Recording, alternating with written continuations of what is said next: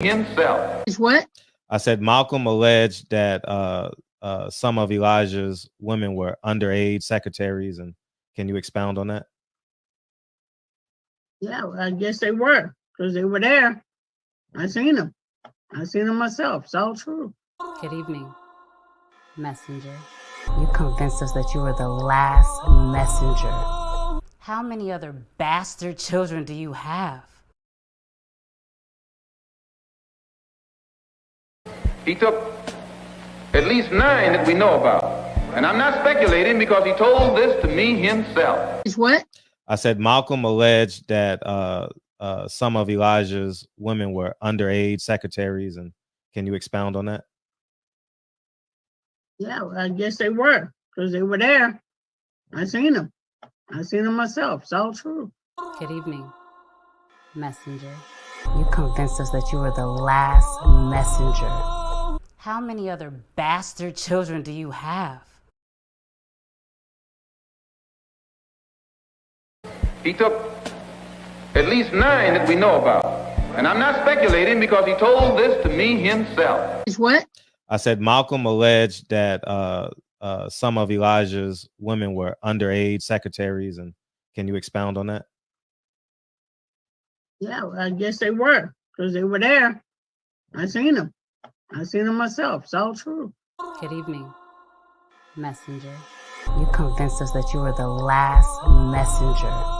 How many other bastard children do you have?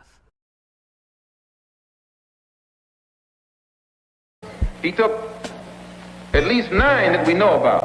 And I'm not speculating because he told this to me himself. Is what? I said Malcolm alleged that some of Elijah's women were underage secretaries, and can you expound on that? Yeah, well, I guess they were, because they were there. I seen them. I seen them myself. It's all true. Good evening, messenger. You convinced us that you were the last messenger.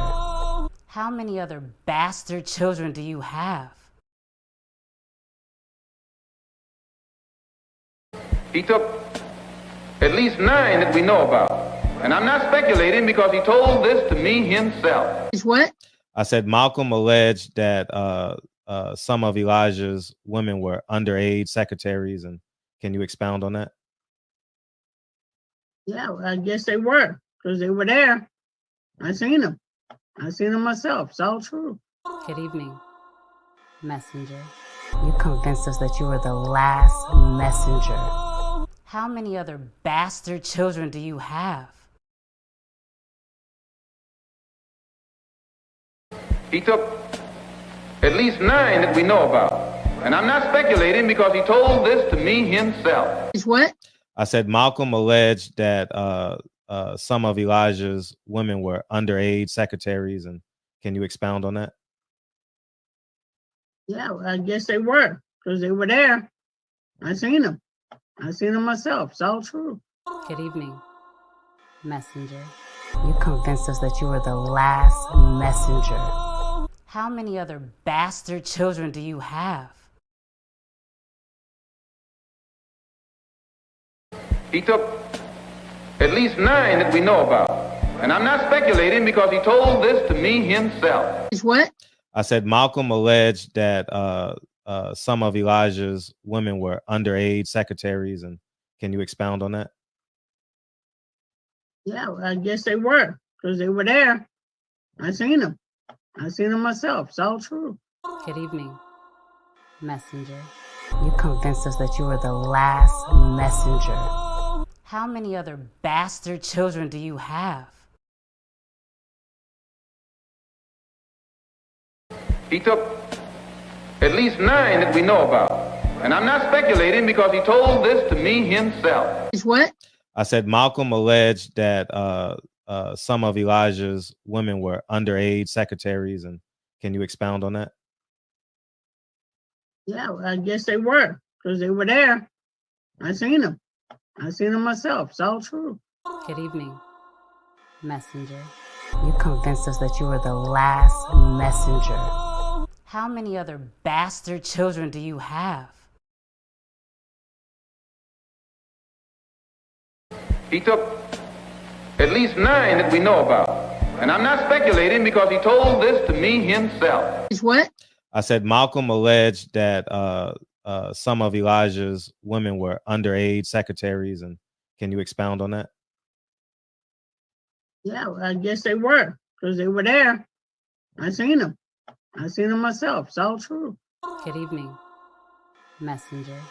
You convinced us that you were the last messenger. How many other bastard children do you have? He took at least 9 that we know about. And I'm not speculating because he told this to me himself. It's what? I said Malcolm alleged that some of Elijah's women were underage secretaries, and can you expound on that? Yeah, well, I guess they were, because they were there. I seen them. I seen them myself. It's all true. Good evening, messenger. You convinced us that you were the last messenger. How many other bastard children do you have? He took at least 9 that we know about. And I'm not speculating because he told this to me himself. It's what? I said Malcolm alleged that some of Elijah's women were underage secretaries, and can you expound on that? Yeah, well, I guess they were, because they were there. I seen them. I seen them myself. It's all true. Good evening, messenger. You convinced us that you were the last messenger. How many other bastard children do you have? How many? How many? What's up, whore? When? Okay. Who else we got? JP, JQ, what it do? Keno, Majestic, Pharaoh. Oh, man, I totally appreciate y'all, man. Make sure you guys go check out 9 Wives, man. That's what we're streaming. Read the damn, will you read the damn poster? It says 9 Wives right on it, man. Go to the website. It'll answer all those questions, man. Go check it out, man. Award-winning film, man. It's done amazing, man. And before we get into the show, without further ado, we got the award-winning, the incomparable, the student of the month, big bro, Lincoln Curtis Gerald Hawthorne.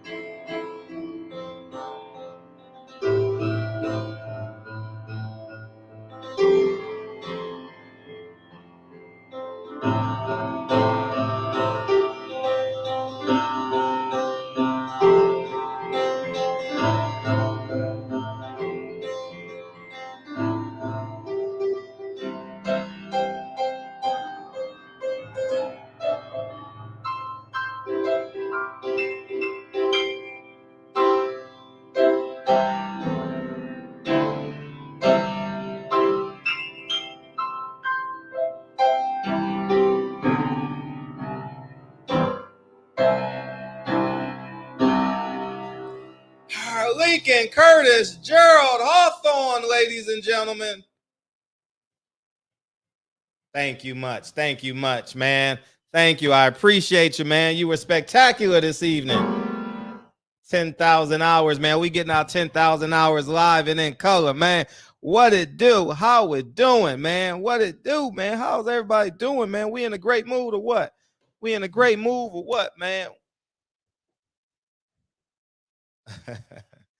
Are we in a great mood or what, man? Life is good. What else we got? Life is great. Let's talk some boxing, man. Oh, man. Man, that's 10 Tank Davis, Ryan Garcia. I told you, man, these are middle schoolers, man. Y'all want them to fight? Oh man, it's a soap opera.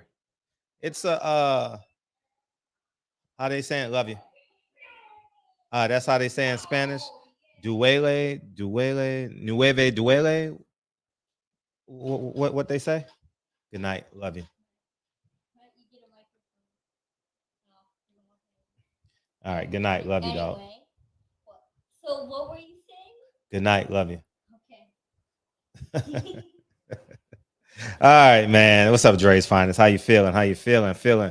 Oh man, yeah. You charting, huh? Enjoy that, man. You in the hospital? You in the hospital charting? I respect that, man. Let's see. Ryan Garcia said Tank tried to steal his chain, man. Mama tried to take his chain. Y'all, and you know what YouTubers gonna say? Mama stole my chain. I'm willing to bet. I haven't seen no videos on it. I swear. Mama stole my chain. They gonna put a picture of Debo and what's the other guy's name?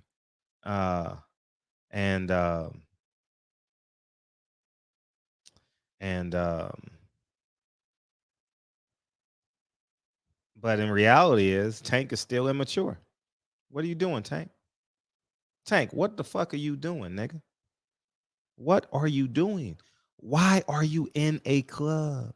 You are on trial. You have an open case. Why are you in a club? Answer me this. Where are his leaders? Who is Tank's role model? Who is his mentor? Why the fuck is Tank? They upstairs.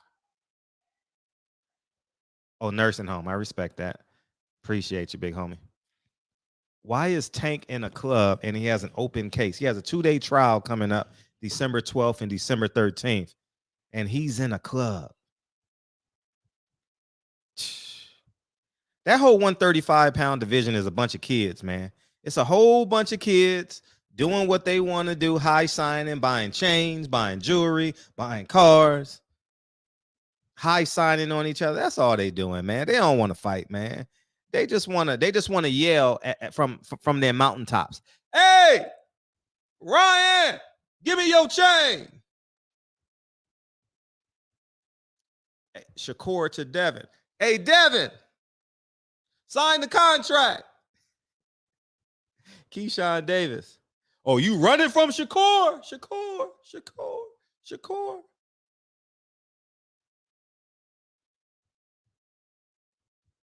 What Mr. Haney say? You a bitch.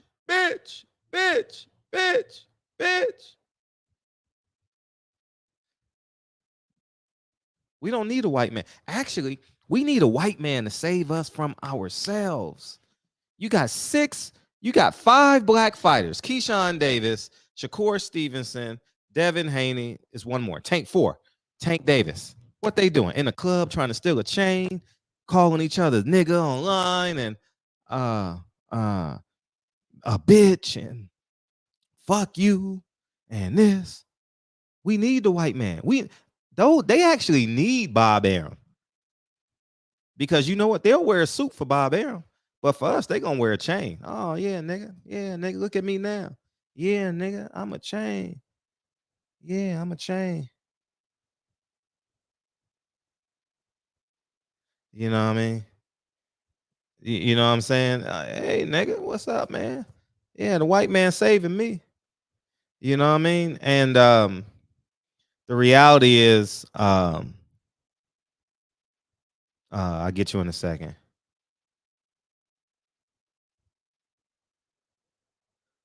Don't give a fuck. He can't be in the club when you got an open case. Are you stupid? Why are you in the club and you got an open case? He can't enjoy himself. Yeah, he can enjoy himself in prison.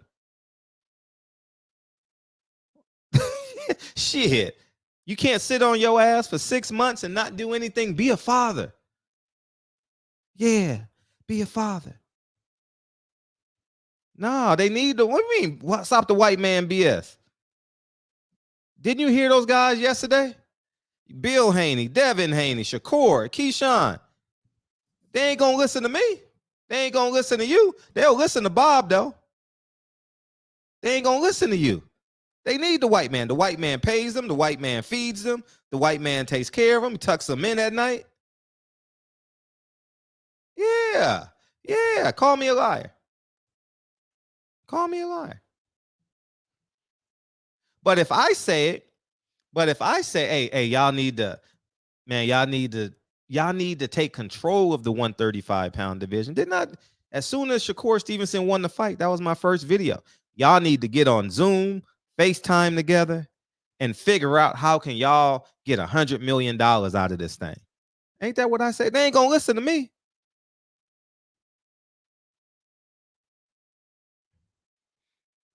Paying the purse ain't got nothing to do with integrity. So it's so ignorant. This is why. This is the level of ignorance in black people. I don't pay their purse, so therefore they can be ignorant. Therefore, they can have lack of integrity. You might as well just go be a gangbanger, Tavion. Go be a gangbanger, nigga. Go be a gang member. Whoever pays me is in control. Whoever pays me, that's who I have integrity for. Yeah, man. Yeah, man. Yeah, man. Oh, man. But I know y'all gonna defend y'all fighters. I already know. Because it's cool. You know what? Y'all like when niggas sound like niggas. Y'all don't like a man that talks and sound like Brian Custard, huh? He's too ordinary, huh? He's too ordinary.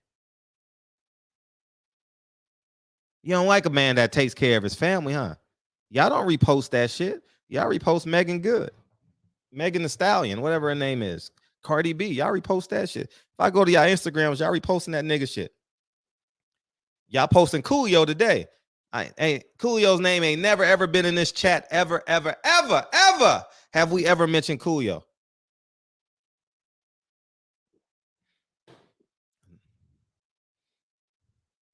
Never. We've never mentioned Coolio. But you know what the world gonna do? Rest in peace, Coolio. Rest in peace, Coolio. I respect that. But the point I'm making is we are celebrity and personality driven. Y'all don't repost my shit.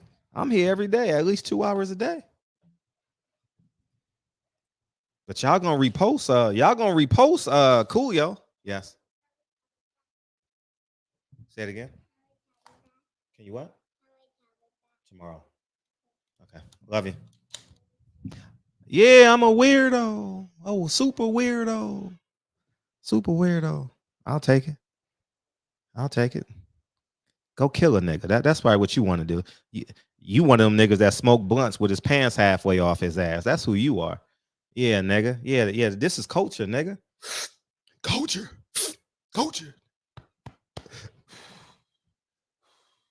That's culture. A man in the suit is lame. Right? Floyd Mayweather's culture. He done lost all his black fighters except one, Tank Davis. All his black fighters gone. Tell me a black fighter outside the Tank that Floyd has that you know of. I'll wait. I know he got some, but y'all ain't seen him fight. I'll wait. All his major black fighters, gone. I'm a hater that Hitchison left 3 black men to go to 1 white man. I'm telling you, man, the white man is saving so many Negroes, man. The white man is saving so many Negroes. So many Negroes. Oh, the white man saving y'all. In the name of the Father, Son, Eddie Hearn, Bob Ballroom. Amen. That's who y'all look up to. Oh, Fred's a hater. But I told you this storm was coming. Shout out to all the people in Florida, man. Man, America step in. Hopefully America steps in immediately with some aid. How about we get some aid down there? Obviously, we got billions, right? We got billions. Hopefully we get that infrastructure back up within a year.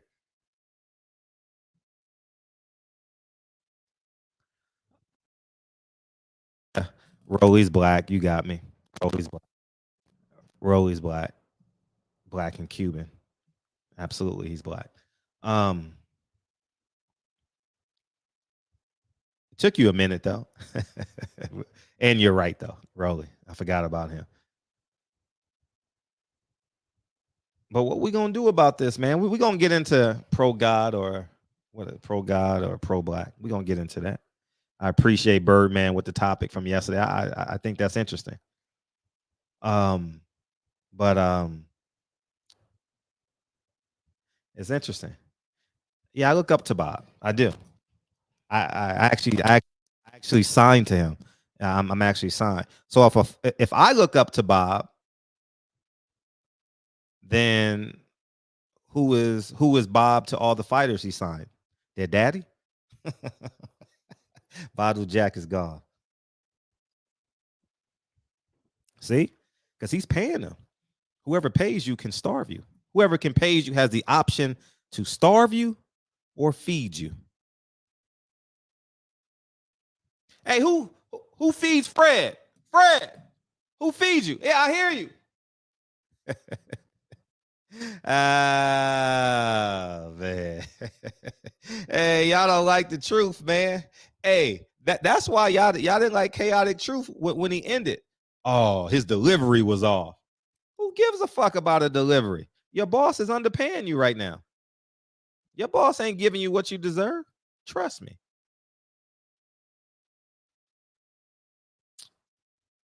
It's a delivery, man. Do killers say, hey, we gonna, before, outside of mystical, how many killers or rapists or thieves say, can we do the Lord's Prayer before I rob you, rape you, or kill you? Do they? Do they? Do they? I don't have no white man in my life, though. That's the irony about it. I have no white man paying me. No white man pays me. I use his banks, though. I mean, if you want to call it that, I use his banks. You know, but I do have a $500,000 in a black bank. I have $1 million in an Asian bank because it's closer. I have yeah, so I got like 2 million in the white man's bank. You know what I mean? Close to 2 million right now, but it'll be gone by the end of the year. I got to buy something. Yeah, so I took my money out of Wells Fargo.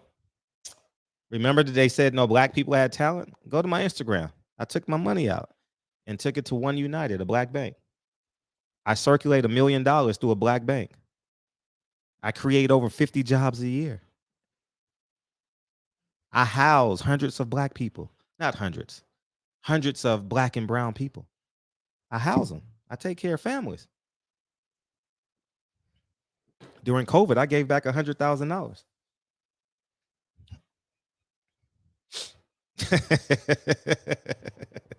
Yeah, Fred really is him. I'm really him in real life.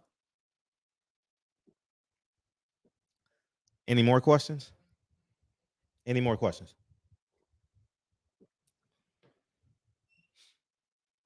I mean, if you want to spend a day with me, you're more than welcome to fly to LA and spend a day with me. Not a problem. You got to work out with me, though. You know what I mean? You got to go run them 4 miles with me. You got to go, you know what I mean? You got to go lift them weights. You know what I mean? Can you do it? If you're more than welcome, you pay yourself and you can meet me at the gym. You're not coming to my house. You know what I'm saying? Y'all calling me a hater, but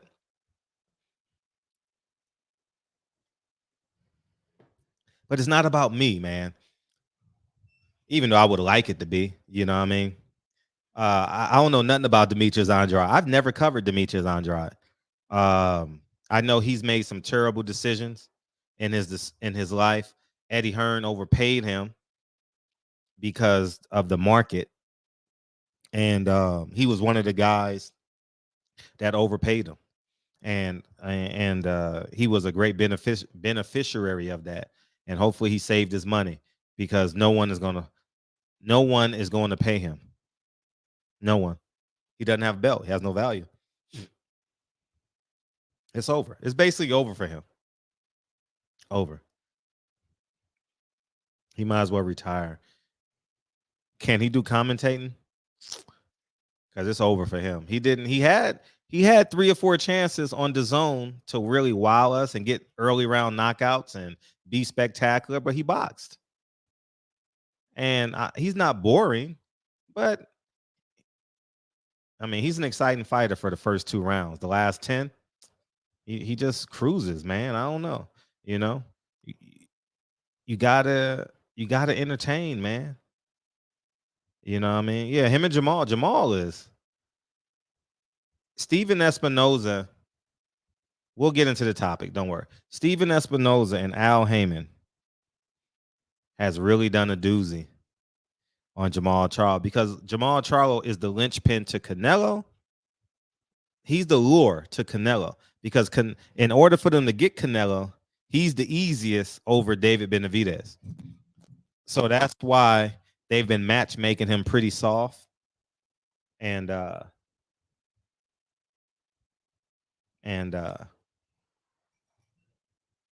the reality of this thing. So so that's it, man. It's yeah, Jamal's in the pickle, man. He ain't had no check in 2 years. Damn. He was the man. Remember, he opened up the Fox, had a pay-per-view on Showtime. He's been nose diving, man. He's no diving. Fred Wilder said a lot of them took advances. Where he say that at? In what interview? Jay-Z also said that too.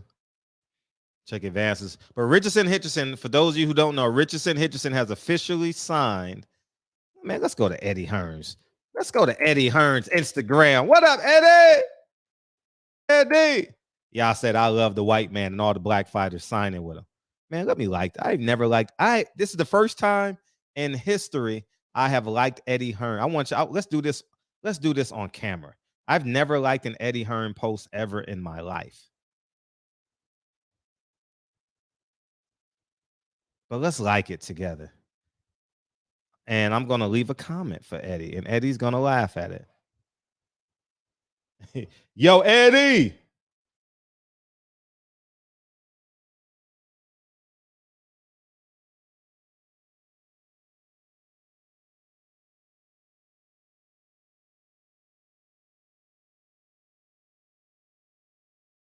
Yo, Eddie, you have more TMT fighters than TMT. Hey, he going to use that in his next interview. Watch. Hey, yo, Eddie. Yo, Eddie. Yeah. And hot dog. See, now you understand the business of boxing. See, everybody knows the common sense move. Now the big move is Richardson Hitchins versus Montana Love. You smart. Hitchins is going to fight November 12th as one of the fights. He's going to fight a beatable opponent. He's going to look good. They want Hitchins to look great. And obviously Montana Love and Hitchins is the fight to make. And that's a hell of a fight. Oh, training camp. Are they down there? 78 Sports is down there at he's down there with Wilder. That's dope. If he's down there with Wilder, that's dope, man. That's some dope shit. I'm glad he got out there. That's good. I haven't been keeping up. I didn't know he was down there. Oh, he's down there? Oh, that's dope. That's dope. That's dope. I'm glad. You know what I mean? And yeah, it's all fucked up. That's dope. I'm glad they down there, man. Showing the champ some love. That's important. That's really, really important. Where else we at? Let me let you guys in, man. I want to hear y'all. Fred, why you hating? Why am I hating? I want to tear y'all a new asshole, man. Come on in. Come on in, opportunity.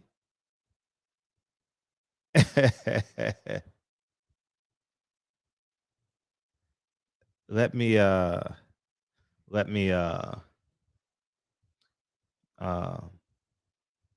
ain't put the phone. The phone is open. Phone line is open. And then we also want to talk about pro God. Is it either I don't want to lend my opinion. I don't want to I'm not a pastor. I'm not the guy that wants y'all to agree with me. I don't want no one to agree with me if you don't have to. But what's up, Fernando? Pro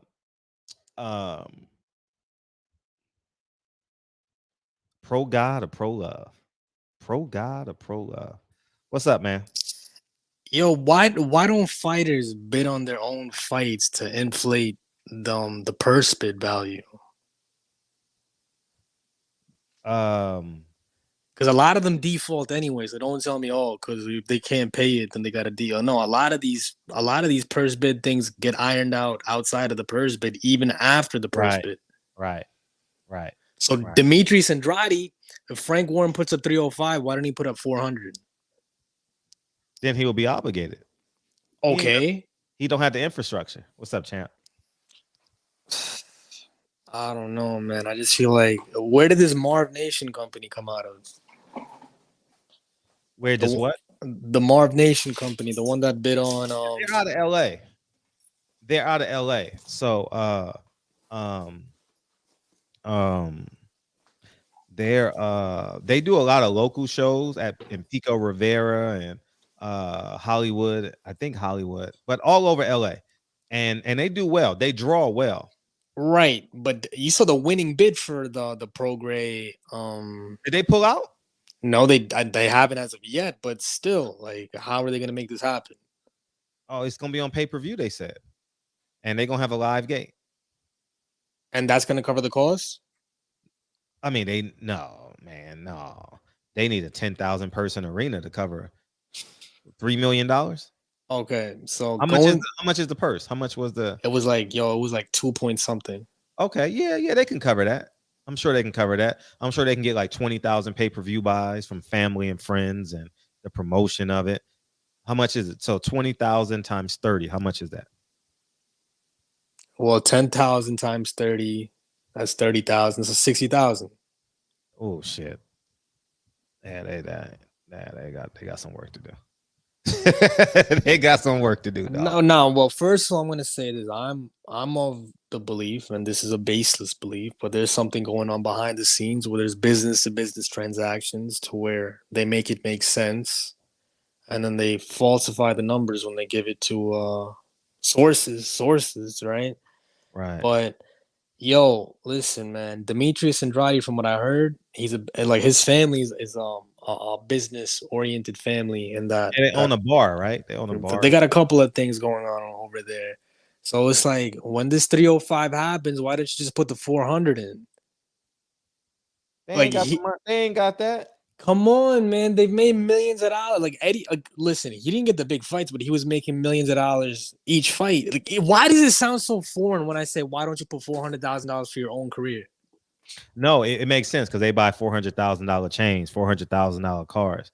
They don't have the infrastructure, man. These dudes want to go to clubs with some tight jeans and an iPhone 14 and steal chains. That's what they want to do. So, oh no, wait. But Andrade offered Chris Eubank $1 million. So what was the source of those funds? That was on video, and that was a choreographed video. Like, it was like a planned out video. He had a cameraman, and he was like, "Yo, I'll give you $1 million." So what about that? Let me get to the thing. So in theory, let's say David Benavidez versus Demetrius Andrade happens on PBC Showtime, right? That tells me that the content, the value of the video footage, or whatever you want to call it. I don't know what masters, like, you know what you call masters in music? I don't know what that's called in video. But Samson Lukowicz turned down $7 million for Benavidez to fight Andrade, for which Samson would have made 23 to 33%, maybe 20% to 33%. I don't know what his percentage is. Really? Something along those lines. Wow. So the real hidden value, the most intrinsic valuated part of all of this is the fight footage. Owning the, like, I guess that's what it's all about, right? Like, yo, I don't want you fighting on an outside network and me still collecting a percentage because the footage costs more. The rights to this footage cost more than anything else. Fuck the pay-per-view buys, fuck everything else. Fuck the percentage that I make off of you. This library is the most valuable thing in all of this. Am I wrong or am I? Well, tell me what you think. I mean, you're making a lot of sense. I don't know how valuable the library is. That has to be, because look, Al Haymon will make his advisory percentage whether they fight outside or inside, right? Well, we don't know that because look, Richardson done left. Yeah, so but now he's a prospect. Yeah, but it don't matter. But that's the leak in the dam. Al Haymon, how can he get his money? So for the guys that's making 6 and 7 figures, he gets what, 12%? What's Al Haymon's percentage? I don't know what it is. It's it wasn't a lawsuit. I can't recall it off the top of my head, but it's seeming to me more and more and more. I got you in a second, Jay Blast. So I hope I'm not interrupting anybody. No, you just come on with us. But the most valuable thing is the rights to the footage, man, the library. And if you look at the top ranked company, the thing that they got to leverage the most is the building, right? They own the building outright, and it's a library. Mm-hmm. So also the fighters' contracts too. Yeah. Oh yeah. But the thing with those contracts, they're like options contract, right? They go bad fast. Right, the thing that lasts, the thing with the most longevity, the thing with the most value is this fucking fight footage. That's why they don't want you fighting outside, because we lost the rights to that footage, right? Even though I still make 20 to 30% when you fight outside, and that's like, remember when Sergey Kovalev fought Canelo? Bob Arum still got crazy bread off of that. He let him go outside to what was it, on the zone? He let him fight on the zone because he got like $2 million for doing nothing. Right. Same thing with Tio. Let's bring Jay Blast in. He has a question for both of us. What's up, Jay? Can you guys hear me? Yeah, very well. Yeah. Okay, yeah, you can let Fernando continue. I don't mind holding off. Okay, go ahead, Fernando. So if it's the library that gives you the most, let's assume there's some type of residual income and it lasts forever, right? Once you fight, the fight's there, the footage is there. Why wouldn't you want to fight as many times as possible? And why wouldn't you want to bet on yourself so you could own the footage? Because that nobody seems to be talking about the rights to the footage. And to me, like, all this arguing and bickering is not about the purses. It's about like, yo, who owns the content? Who owns the content? No, I don't want him go crossing the street, even though I get a percentage, because I want to own the content. Yeah, I mean, what you're saying is right. But these fighters ain't gonna do that, man. They ain't gonna listen to what I've been telling them to do for years. Now they stuck. Now they super stuck. How are you stuck when there's an open marketplace for bids and different things like that? Well, I mean, they don't want to leave Al. They're loyal to Al because Al says I love you. Al says I love you on the phone. Okay, so Andrade's not with Al. Yeah. Look, let me tell you something, man. I'm gonna take it off of boxing for a little bit. Right. Lamar Jackson is betting on himself. Like, he's more of a boss right now than any boxer could say that they are. Right now, whether it works out for him or it doesn't, I don't know. He's taking a huge risk with the way that he's playing out this contract thing. And even if his mom makes a fraction of 1% of whatever that contract's going to be, you compare that to purses within boxing, you compare that to what promoters make in boxing, you compare that to what managers and agents make in boxing, and let's really talk about who's the boss and who's not. Mm-hmm. Let's talk about who really bets on themselves. And a lot of people are saying, his mom shouldn't be an agent.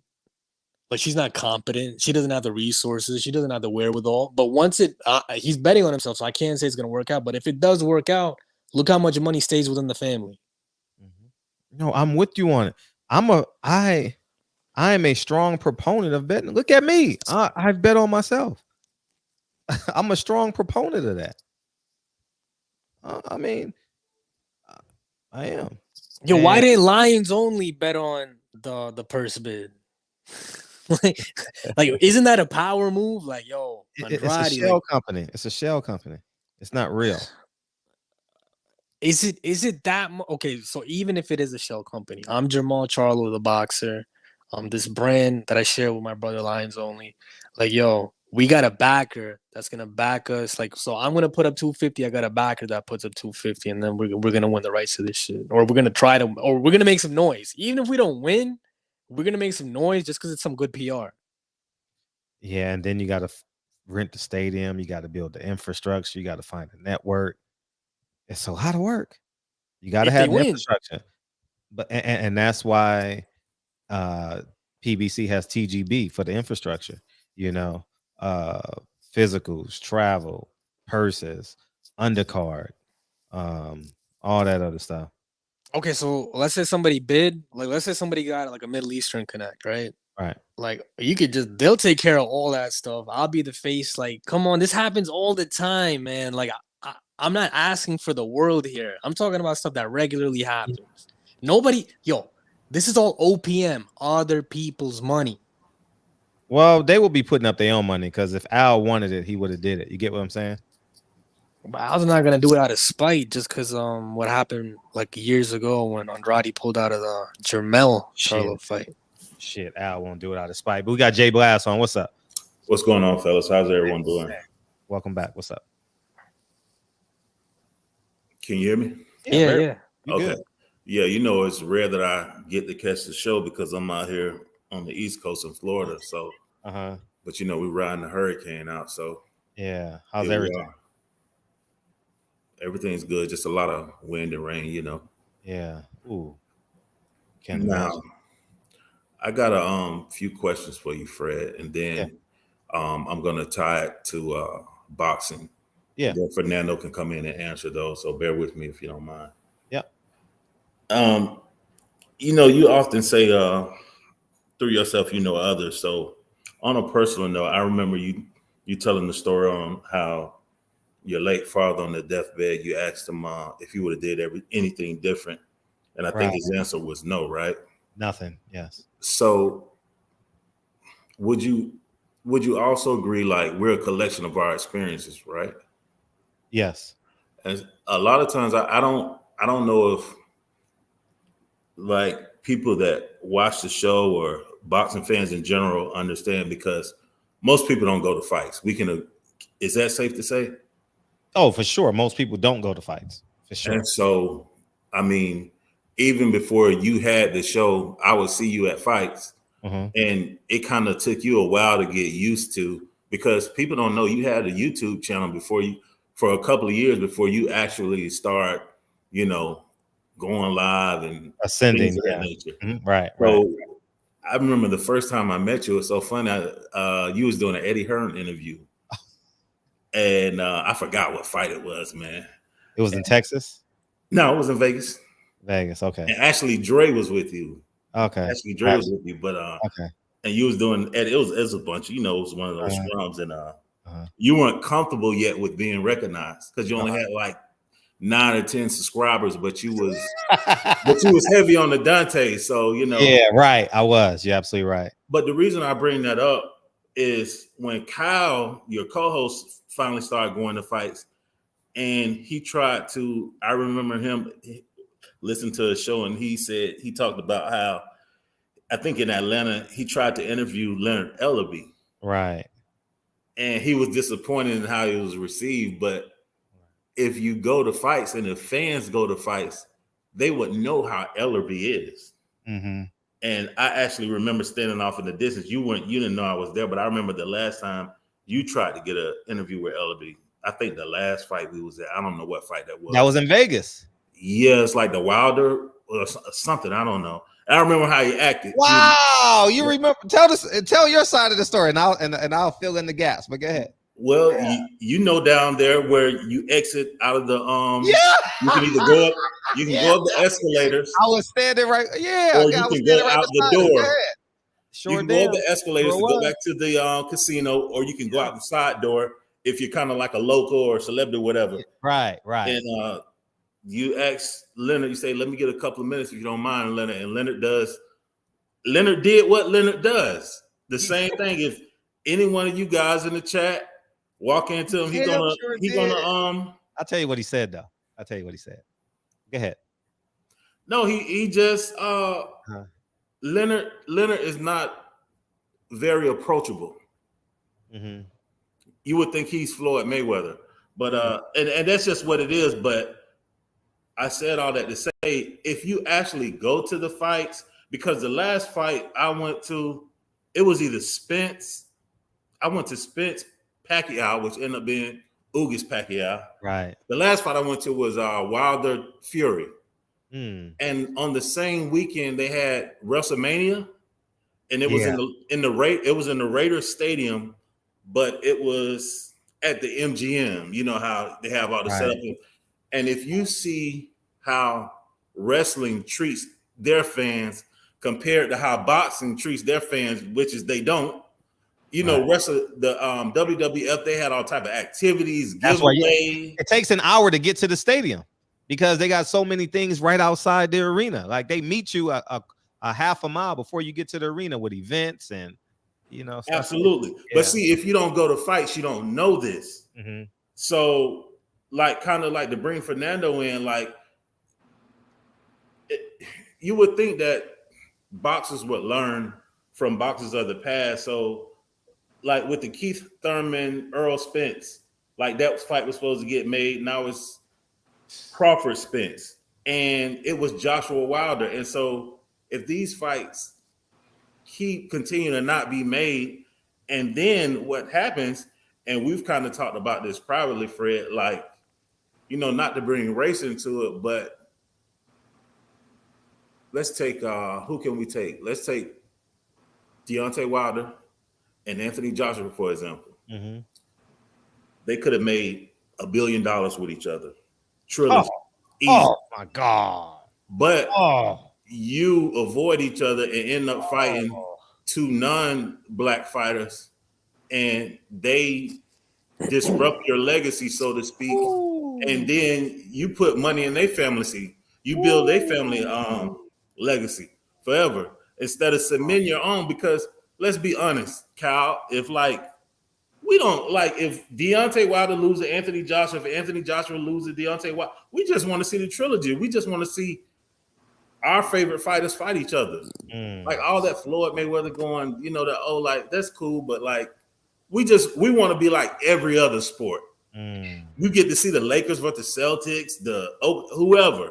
You get to see your favorite football team play each other, your favorite wrestler, but in boxing, we don't get that.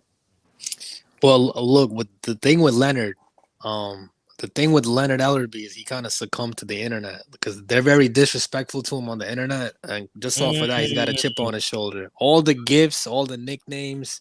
So if he's unapproachable, bro, it's because he's on the internet too much. And then when he sees actual real fans, like fans that spend their money, he's still apprehensive just because he's got that chip on his shoulder. Right. And you know what he told me? He said, "Nah, man, I can't do an interview with you because of Kelly Swanson."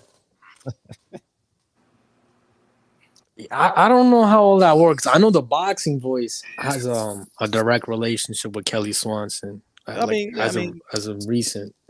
Hopefully it works out well for them, man. They got to eat, and Ness is out there betting on himself. So I want every door open for him. But going back to what Jay Blast was saying, like, yeah, he's got a point because a lot of these promoters that do shows in the Middle East, it's turnkey ready. They don't have to worry about anything or any hassles. The Middle East is all welcoming, and they just want to show you how westernized they are. So they'll take care of all the logistics, all like building up all the stuff, arranging the seats, assembling the ring. Like you don't even got to bring your staff into their country. And why more fighters don't apply for? I don't even think you need a license to host a fight in the Middle East, right? Like the monarchy will take care of all of that for you. So I don't know, man. This is some question like only in boxing do you keep hearing I'm my own boss. You know, I control my destiny. I don't hear it in other sports, even though they're bosses in their own right. But boxing keep making that proclamation. I'm my own boss. I'm my own boss. I manage myself. I don't have a promoter. I'm my own promoter. And then you see these purse bids happen, or you see like there's genuine rivalries in boxing. More than like you know how interesting the Jamal Charlo versus Demetrius Andrade thing is. They got history, and that's a genuine rivalry right there that they never marketed, promoted, or delivered. The fans were asking for it. Right. You know what? That speaks to like all of that speaks to lack of infrastructure.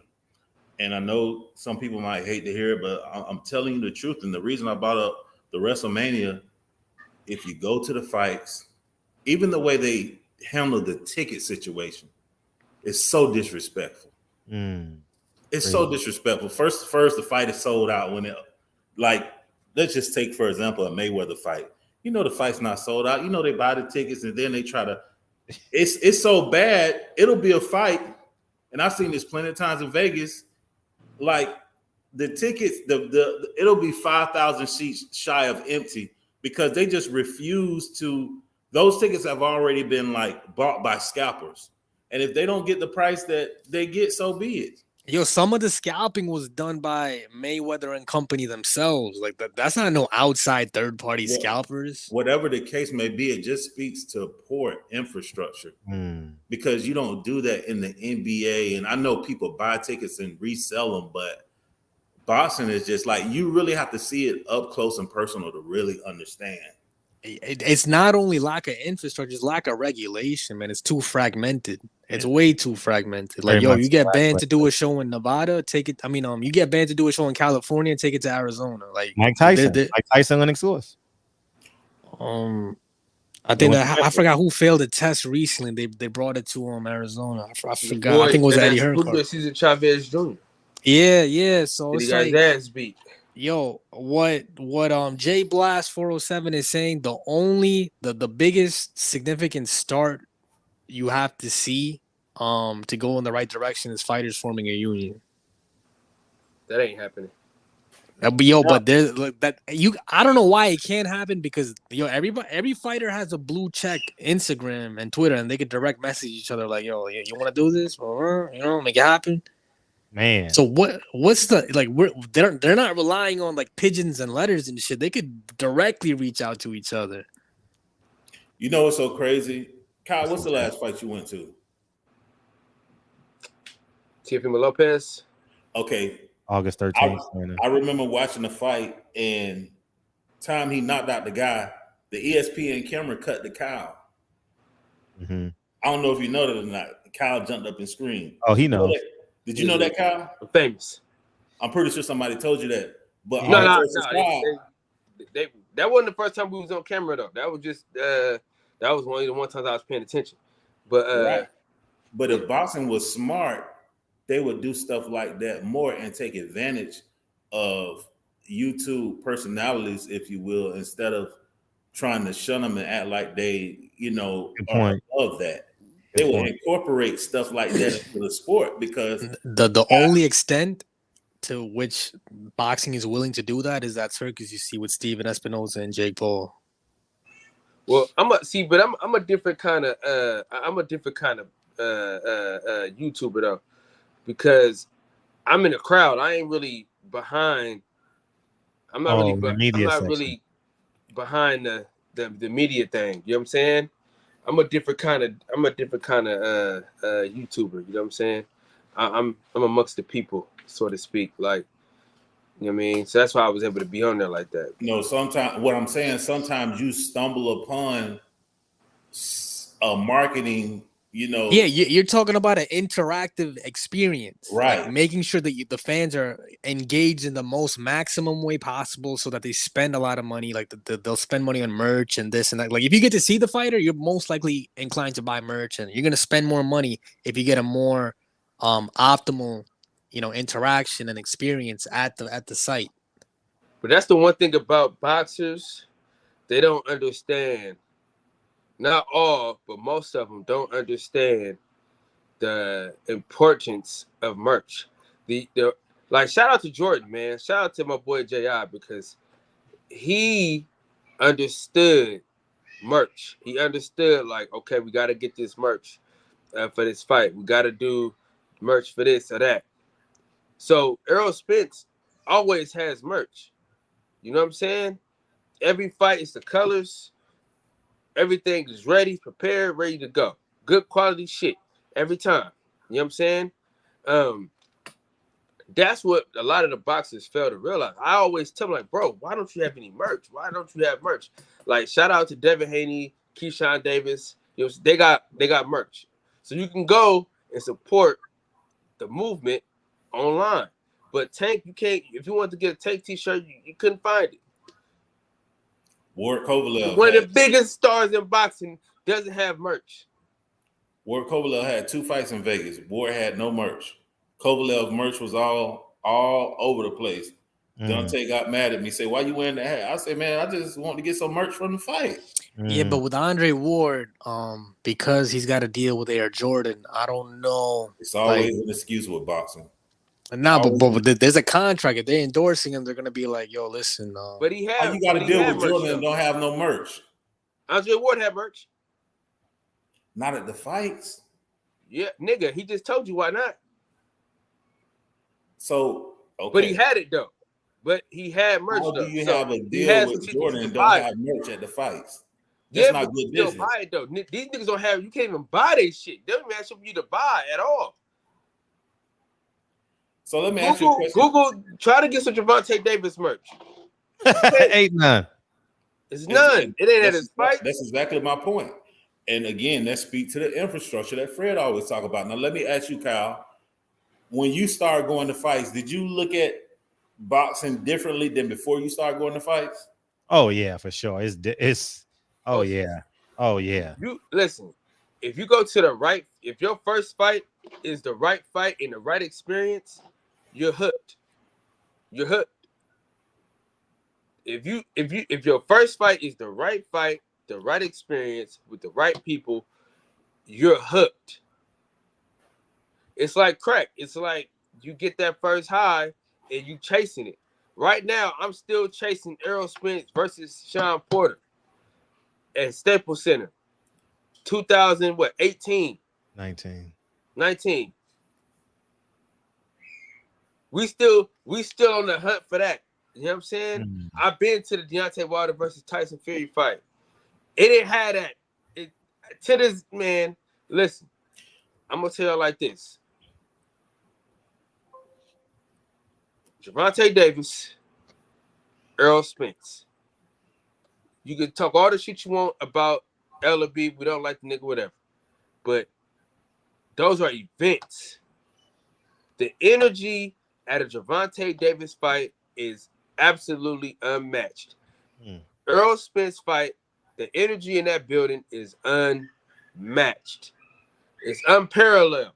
Like, I've been to a Deontay Wilder fight. It was great. It was phenomenal. It was fantastic. But it didn't have that same energy. You know what I'm saying? I've yet to go, like the Shakur Valdez fight had something close to it. Yeah, but it ain't nothing like a Earl Spence fight, bro. Especially in Dallas. That was in Dallas, yeah. Man. Yeah. It's a hell of a. He do put on good shows, man. Dallas is just a great city for fights, man. It's probably my favorite city, Dallas, for sure. I lived in New York, so it's not as exciting. Yeah. I like the Hulu theater doesn't do it for me, dog. Like the Hulu theater doesn't get me excited about boxing. I'm gonna be honest with you. I've never seen a fight there. Huh? I've never been to a fight at Madison Square Garden. A word? Been basketball, but not football. I mean, boxing. Yeah. I'm listen. I ain't gonna lie to you, man. I'm getting my shit together right now because I gotta go to the Deontay Wilder comeback fight, and I ain't gonna front. And I think in Brooklyn it'd be different from Vegas. Vegas, You going? I don't know why people get so excited to go to Vegas. I have not. It's Disneyland for every adults. flight that I've been to has been more exciting somewhere else, bro. But it's inclusive. Vegas is inclusive. Yeah, it's inclusive. No, Yeah. I'm just You saying, ain't got to like, get a rental Vegas, car. Vegas, You ain't got to do Vegas. none of that shit. I'm just saying the energy Oh, it's that I like. Listen, I've seen Shakur Stevenson fight in Atlanta, and I've seen him fight in Vegas. The energy that was in Atlanta. This is what I'm trying to figure out why did everybody go away from Atlanta when the energy of the city was so crazy? It sold out. It's the money. Shakur Stevenson sold out. Well, you can't go back to back fights in it. You can't go back to back fights in Atlanta. It's not a destination. And you got to be careful with Atlanta, man. And it's unsafe. And it's the same crowd. They don't want to go back to Atlanta. Nah, they want to go to Vegas. And people bring families to Vegas now. People bring their little babies to Vegas. It's different, man. I'm Vegas is a destination in the building. I agree. You're right about the energy. It's way better. Like I'm telling you, I've been to a top rank fight and I've been to a PBC fight. Both fights in the same venue. I you know what I'm saying? I go see the other fighter at a different location. It ain't the same. You feel what I'm saying? It just ain't the same. And I'm just saying, like, that's what that's what was wrong with boxing in a nutshell, though. You know what I'm saying? It's too money driven. If they realize, like, hey, if we do shit for fans, the fans are gonna repay. They're gonna repay us by paying for the shit. They just like, we're gonna get the most money for this right here. Fuck it. You know what I'm saying? We're gonna Rolex watch these niggas to death. Instead of doing a Casio, we're gonna do a fucking Rolex. We want it all in one watch. You know what I'm saying? Timex and sold way more watches than Rolex. You did what I'm saying? Give me a fucking G-Shock. Let's G-Shock it up for a minute. You know what I'm saying? They want a Cartier you, they want a Rolex you, they want a Richard Mille you to death. And it's like, bro, just put a great show on in a city that loves fucking boxing, and we're gonna make it work. For example, go ahead, Jay. I mean, yeah. So, all right. If HBO gets back into boxing, do you think like they're gonna be dressed in tuxedos and it's gonna be the same type of presentation and production? They should. HBO had the greatest production of all time. Man, that shit was, I ain't gonna lie. HBO is, and I may be biased because, you know, I watched that shit for 25 years, 30 years. So all my VHS cassettes as a kid had HBO on it. And yeah, it because it sets the tone, you know, and YouTubers need to upgrade anyway. I mean, we could still bring our personality. You could still hire Ness, but Ness needs to be in the suit. Ness needs to be in a tuxedo. Like I know it's unlikely, but I'm saying yeah. So, but that's the thing. So, who like the demographic for boxing? It's kind of an older demographic. Now, when you talk about Tank and Ryan Garcia, they bring in the younger demographic, but it's like boxing never bridged the gap. You're right. They keep trying to shake down and milk. Preach. I'm sorry. They keep trying to shake down and milk that core demographic instead of building, like they're not trying to reel in new fans. There's a core fan base there. They might sometimes. So yeah, whenever you see big pay-per-view buys, like 75% of that is casuals, but they're not gonna stay. So if you got 52 weeks in a year and you got a show every week, okay, big deal. You did one crazy event every 2 years. You did one crazy event every 3 years. But you want people to consistently watch, you gotta have quality control. There's a lot of things like, why, like every show that like the Shakur Stevenson and Conceição fight, right? Like by the time they both stepped in the ring, I mean, I'm on the East Coast. Like, why did you guys get inside the ring a little bit earlier? Right. I agree. So it's like yo, who's really like you gotta really love this to stay up and watch this. Right. You're not trying to mass appeal. And I'm not talking about so there's a difference between mass appealing and whoring out the sport. You know what whoring out the sport is? When you see Jake Paul and Anderson Silva take up a Showtime date. Right. I agree with you. Listen, Bob Arum, Big Boy, Triller, out of business, out of the boxing business, out of serious boxing business. You dig what I'm saying? Because when he told Teofimo Lopez, sit your stupid ass down, fuck wrong with you. You know what I'm saying? That's what fucked Triller up. Because I'm telling you, if that Teofimo Lopez fight happens, sky's the limit. Like he was like, well, fuck it, man. You know, yo, but internally, like but Eddie Hearn is already in the game. His pops is in the game already. They've been here for a while. They're not new to the game, so we'll let these motherfuckers eat real quick. You dig what I'm saying? We'll let them eat. But this new motherfucker that think he finna just come through, snatch up fights, throw hella money in the air at motherfuckers. Nah, hold on, nigga. You tripping. So, hey, I know we don't like each other, right? I know I don't fuck with you, Eddie Hearn. You know what I'm saying? I know that. I got you. But what I'm gonna do is I'm gonna fuck Triller over something special, right? Yo, Triller was fucked from the start, bro. Like the CEO, like internally, there was a whole bunch of shit going on. Like outside, we saw the Teofimo fight fall apart, but internally, there was a whole bunch of people within the company that didn't have the best interest for the company. There was some self-sabotage going on internally. Because I mean that listen, to this day, there's not a better event than Roy Jones, Mike Tyson. Oh, during COVID, that was the best. And There's Snoop not a Dogg better was event great. than it. Like people took ideas, but they didn't maximize it. Like yeah, but it wasn't. Yeah, like the cool part about, I think it was only $30. It was only $30, so more people bought it than. Yeah, wait, was it 30 or 50? That's the point I'm making, bro. Listen, like $1 million. Fuck the Rolex. That's what I'm trying to tell y'all. Fuck.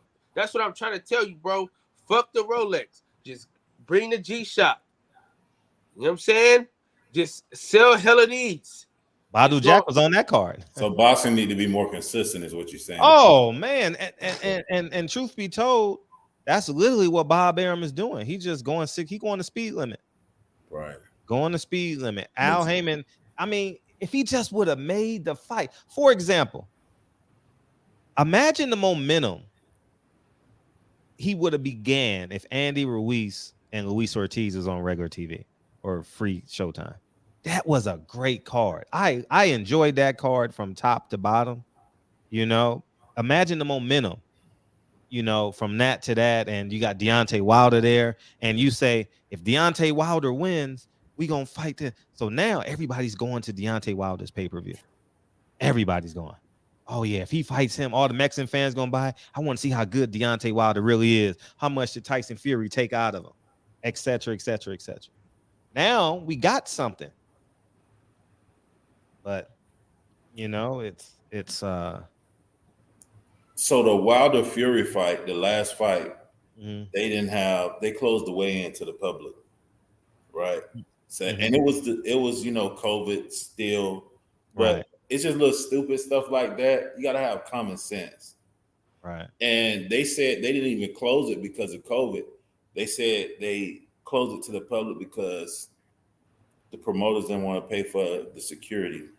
You know how you have the security, so it won't be right. and all that. Yo, when it comes to PBC events, is it exclusively like is the PR and all that stuff? Is it exclusively done by Swanson Communications? Oh, you talking about like for the fighters? All PBC events. Well, it's the location has the security.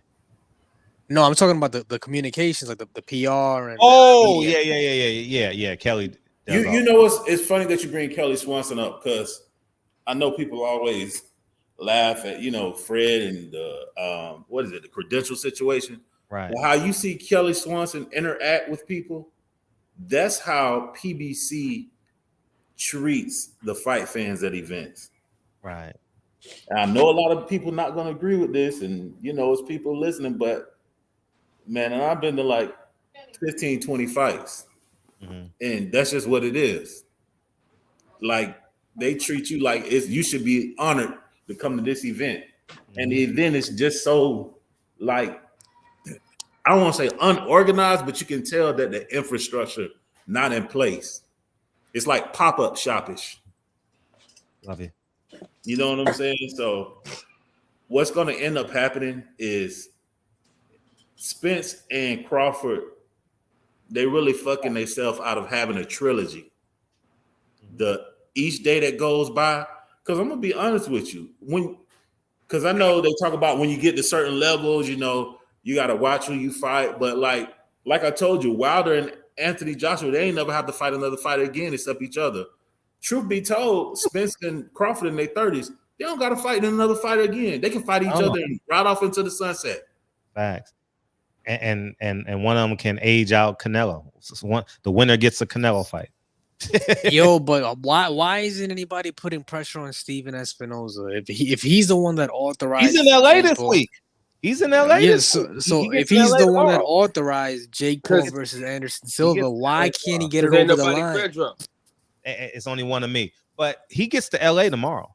He arrives in LA tomorrow. Steven Espinoza. So yo, you gotta put pressure on him because he never delivered a big fight for Showtime by himself. On Thursday, right? Yeah. How did you know that, Fred? Anyways, but yeah, he'll be in LA tomorrow, and he'll be in here. He may stay for the whole week, you know. But it's sad what's happening, man. He's too busy beefing with Eddie Hearn on social media instead of really delivering for the Showtime platform. And I'm pretty sure you guys heard the news that Showtime might get absorbed into the CBS Viacom thing. Like they might just keep it lean, cut out all the executives in Showtime, and just absorb Showtime into the parent. There's a possibility. This is what happens when you talk about consolidation and you know, trimming down everything so that you got a bigger bottom line. Mm-hmm. Let me Google that. So how much of a priority is the shit that Steven Espinoza got going on in terms of the entire CBS Viacom, you know, operations? It's a sad state of affairs, and you talk about bridging the gap with fans, and it's sad because if you meet some of these boxers, like a lot of them are personable, like, you know, even boxers that you might not like a Teofimo Lopez or a Keith Thurman, they'll sit and talk to you all day. So what boxing should have, like before each fight or during fight week, they should have like meet and greets for those diehard fight fans that's coming in Wednesday and Thursday. You got to have events like from 9:30 to 10:25 on Thursday. Yo, you're asking too much because a lot of these guys don't even want to produce their own content and post it on their own YouTube page. So every couple of weeks, every fighter could post something like, you know, something that's professionally edited and, you know, make a video that's over 12 minutes long. And they could do that every couple of weeks. None of them choose to do it. You don't even have to pay somebody that much money. Get a college intern, have them record you in the gym, or, you know, you don't even have to, like, you know, when it comes to answering questions that fans want to know, you can actually scrape data on the internet to see like what's the most Googled questions about me, and then you could answer it yourself on your own platform. See, we so used they don't even do that type of stuff. We so used to boxing providing a poor product that we defended. I'm gonna be honest with you though. I'm gonna be honest though. I'm asking, are you talking about like the boxers that's about to fight that week, or are you talking about no random boxers? Say it's a Crawford Spitz fight. The Charlos, they need to have a meet and greet for 40 minutes with merch. People don't understand. You know how big these casinos are? The MGM is big. Yeah. And like when like Mayweather used to fight, say the Mayweather Canelo fight, I remember Sean Porter fighting in like the ballroom downstairs on like a Friday night. But they need to have stuff like that, and fighters need to have their merch so fans can get it signed and autograph a picture. They need to do stuff. Like that. Boxing needs to take a book out of this independent hip hop scene, like the stuff that you see Currency doing, E40 doing, Larry June doing. Just follow that. Even Chris Brown. Yeah, I don't know. Yeah, I don't know if Chris Brown does his own merch, but No, I'm saying like as far as the meet and greets and shit. You know what I'm saying? Yeah, the $1,000 for the pictures, right? How else do you expect to build a fan base I don't for think these boxes? It's a lot of boxes out there, man.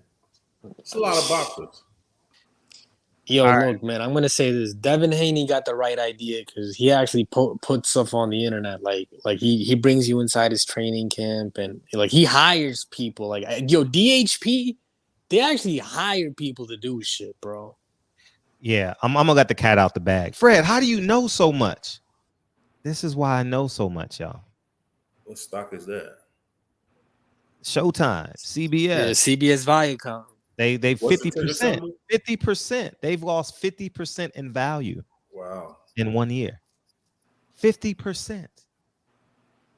How do you know so much? Because I'm in the stock market. So that's how we know that it's trouble in Little China or tea in Little China. You know how they say that shit? But yeah, that's it. So is it time to buy stock in it or fuck it? I mean, it's always a good time to buy. It's always a good time to buy. But they got it. See what happens is with Viacom and all that, they own like BET and CBS and Showtime. They got to transfer the entire platform over to digital. Digital meaning the internet. They're not the infrastructure is not there to do that. They've been terrestrial. What's that? Celestial TV for 50 years, whatever it is. You get what I'm saying? Well, it was premium. It was what's it called? Premium. Yeah, but still, the infrastructure is not geared towards the internet. You understand what I'm saying? Yo, so what's it gonna be? You got Leonard Ellerby and Steven Espinoza calling the zone the app. When in actuality, the app was the answer. Yeah, because they're thinking about an app in terms of being on the phone. An app is just not on the phone; it's on the. You could have it on your PS5. It's on anywhere. It's on your TV. Yeah, right. Let me tell y'all something, bro. The person that's doing the app the best, Robbie Bob, man. ESPN Plus. Is it solid? Because what he does is half the card is on ESPN Plus, and the other half is on TV, ESPN. It's not on YouTube? No. So now in your mind, you're thinking, I'm on ESPN. You could tell motherfuckers, hey, I'm on ESPN. If you fight on YouTube, oh, I'm on this card, but fuck you, I'm on YouTube. Motherfucker, what the fuck I'm doing with that? From the first fight all the way to the last fight, you can watch it. You can say, nigga, I'm on ESPN. What you gonna tell a motherfucker? Oh shit, I'm on the first fight of the night, but I'm on YouTube. Fuck out of here, man. Niggas ain't.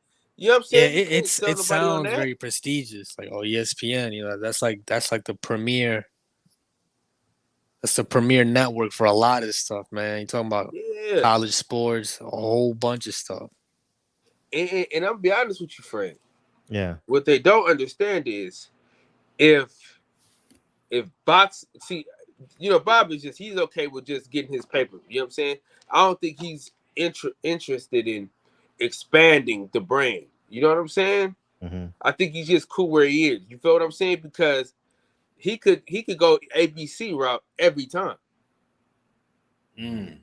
Yo, you gotta understand, Bob. Like, that building, the gym they got, the top rank office building, and the library alone, like, they're sitting on some crazy money if they so choose to sell, possibly leverage, or partially sell, bring on board investors. So he's like, even with like PBC, what assets does PBC have? They have assets. They have human assets. They don't have stock. They don't have brick and mortar. They're not running subsidiaries out of there like a Paramount Plus and stuff like that. So I don't think there's such a thing as a human asset. There's a human resource. These guys have careers for so long. That top ranked building, he could sell it and lease it back to himself if he ever has money problems. Yeah, sure could. And see, you gotta have like internships, and PBC do have, you know, some internship type things, but you gotta have all of that type of stuff built into your infrastructure along with the brick and mortar. You know, it has to be kind of like a ladder, if you will, for like a career, a feeder system. Yeah. But look, okay, so when you talk about feeder system, look at what happened with Richardson Hitchins. Like, yo, the PBC does not have a prospect feeder system. They do really bad with their prospects. What's that kid's name? Joey Spencer. Like, how long are they gonna call him a prospect for? And then what's the other one? The Korean and what was the other one? Like they had an Asian kid. He's an Asian prospect, man. I forget his name, but I don't even know if they were marketing him in the right market. Like they had him fighting in some weird places when if they put him in LA, he would you know, that would have been good for his brand and everything. I forget what his name was. Brandon Lee. The Subway guy? No. He's a prospect in PBC, so he's a 140 guy. Gotcha. But outside of fighters, Fernando, you have to have like a career path for employees. So but where's the office? Where's the office? That's what I'm saying. Does PBC have full-time employees, or they just have a girl like Brittany or somebody that's look, hold on. Even Golden Boy Promotions. Golden Boy's older than PBC. Golden Boy's only open like 2 days a week, I think. Fred can confirm this because he's in LA. How many days in a week is the Golden Boy office open? Never. I mean, open every day. I mean, if you want to be no. They trimmed it down to like the 2 days. I forgot what they did. Something over 60 fighters. They released over 60 fighters during COVID. So like you know, only if you built it up into a sustainable way, you're gonna make it. See, COVID didn't do anybody any favors, but. And I hate to say this, but you kind of got to give credit to Bob, because to be able to, and that's what they always say about, if you talk about black versus white, as far as blacks investing or whatever. Wait, hold on. Here's a wild card here, but Kenny Porter had the right idea when the Keith Thurman fight got postponed. Remember Sean Porter did an exhibition on YouTube? Oh yeah, he fought he sparred somebody. That was a good idea. On video. I remember that. But why don't like that? That was like, I mean, at the time, like it didn't get high viewership, but you gotta respect the hustle. You gotta start man. somewhere. You gotta start somewhere. Yeah, you gotta respect the hustle. Like, he had the right idea. Like, he's like, yo, we're not waiting on a date. And I'm gonna be honest with you, the best I ever saw Sean Porter look was when he fought Terrence Crawford, but that's just me. But what I was saying, hell no. What? Hell no. Errol Spence, he was way better with Errol Spence. Now I think he was the best with Danny Garcia. He was on like the front. He was fighting on his front feet. Like he was moving around, and you saw a different Sean Porter for the Danny Garcia fight. I just didn't think he would look that good against Crawford. But you can go to the boxing section. You can look up the interview I did with Sean Porter. And he'll tell you exactly what was going on and how he felt versus Errol Spence versus Terrence Crawford. You know what I'm saying? The Sebastian nigga that he fought. He'll tell you all the things in between. You know what I mean? Formella. Old money have the ability to take a hit, take a loss. New money, they can't take them losses. No. Hold on. PBC was playing with old money. That whole Waddell and Reed money, that was old money. So we can't say it was due to a lack of resources. It's what they did with those resources that determines the sustainability. When you have hundreds of millions of dollars at your disposal, and then you're in the current predicament that you're in now, you fucked it off. PBC is still in business, but they're not thriving like a top rank. That's all I'm saying. That's why I said, but they had more resources at one time than Top Rank. They're surviving. Man, their stock is down 50%. That tells you that they really got to nip and pick and Bellator done failed. I was speaking to a CBS executive live on the show yesterday. They said Bellator is just a piece of shit. I don't know. I mean, it's an epic failure. Bellator is. Yeah, and CBS owns like 51% of Bellator, so that's like an in-house, and that's an in-house league, and it's horrendous. And I genuinely believe Steven Espinoza wanted to create some type of league. I don't know this to be true, but I do know that they discussed this in 2019. I don't know someone y'all got to ask Steven Espinoza. He won't come on. He won't interview with me because I know too much. But you got to ask him, how did the conversation go with him and Allen making PBC a league? Because that was look at in 17, 18, and 19. I mean, I gotta go soon, but I'm gonna say this. You look at the old executives, like before, let's say like when PBC did its thing, like when the separation from Golden Boy happened, PBC started doing their own thing, and then Eddie Hearn got into the United States market. All the old time executives, they got into the sports book business when it started legalizing, right? So Ken Hirschman, I forget all the other names. They left boxing and they're in a more lucrative business that they got through boxing, right? You see this happen in the music business and hip hop, same thing. A lot of the people left the labels to join YouTube, which is a tech company. The sports book company is also a tech company because the platform, FanDuel, DraftKings, BetMGM, these are tech companies. So if you want to follow where the money is, these guys were like, this boxing thing, it's taking a nosedive. We're gonna go into the more lucrative business, right? Look at what Ken Hirschman is doing right now with his life. A couple of those old executives, like they didn't just retire; they went on to greener pastures. But either way, guys, I'm on the East Coast. I gotta get some sleep. I gotta wake up tomorrow morning. But always a pleasure to be on the show. Wake up tomorrow morning. So do we. So does everybody listen. Yeah. Where you at, Fernando? I'm in New York. Oh, okay. And why? I'll be out there in October. But always a pleasure to be on the show. And even though this is kind of like a slept-on channel, this is a primary source channel when it comes to news, right? Nobody asks Bob Arum the same type of questions, or if Samson gets on here, nobody asks Samson the same questions, right? So that's why I have a lot of respect for this channel, because even at the cost of possibly losing the interview where certain questions get asked, and a lot of YouTube channels cannot say the same thing. But have a good night, guys. Thank you, dog. And we got your Miami brother coming in, Jay Blast. What's up, Kane? What you got? Man, how y'all doing out there, Kane? It's good out here, bro. It was honestly sunny out here. Oh, you safe? In Miami. I mean, it was sunny. I was driving around today, bro. It was sunny. I mean, over there on the West Coast is bad. So where did it hit hard at? I seen people like houses underwater and shit. Where is that at?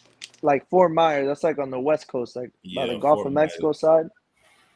Yeah, Gulf of like Mexico. Closer to Tampa side. In between like Tampa and Naples, around there. Yeah, literally in the middle. Yeah. Okay, cool. So you down in Miami? Yeah. It was super sunny out here today. Really? My brother was like, he's like, don't go out today, and I'm like, I'm looking outside. I'm like, what are you talking about? I'm looking at the weather. I'm like, man, I'm guessing that like last night it was bad. Like, I mean, I'm assuming it was windy as hell. And then when you looked at the radar this morning, I mean, it looked like the whole state of like the whole South Florida area just ate the hurricane. And like there was no rain, nothing, and it was just rain like by the ocean.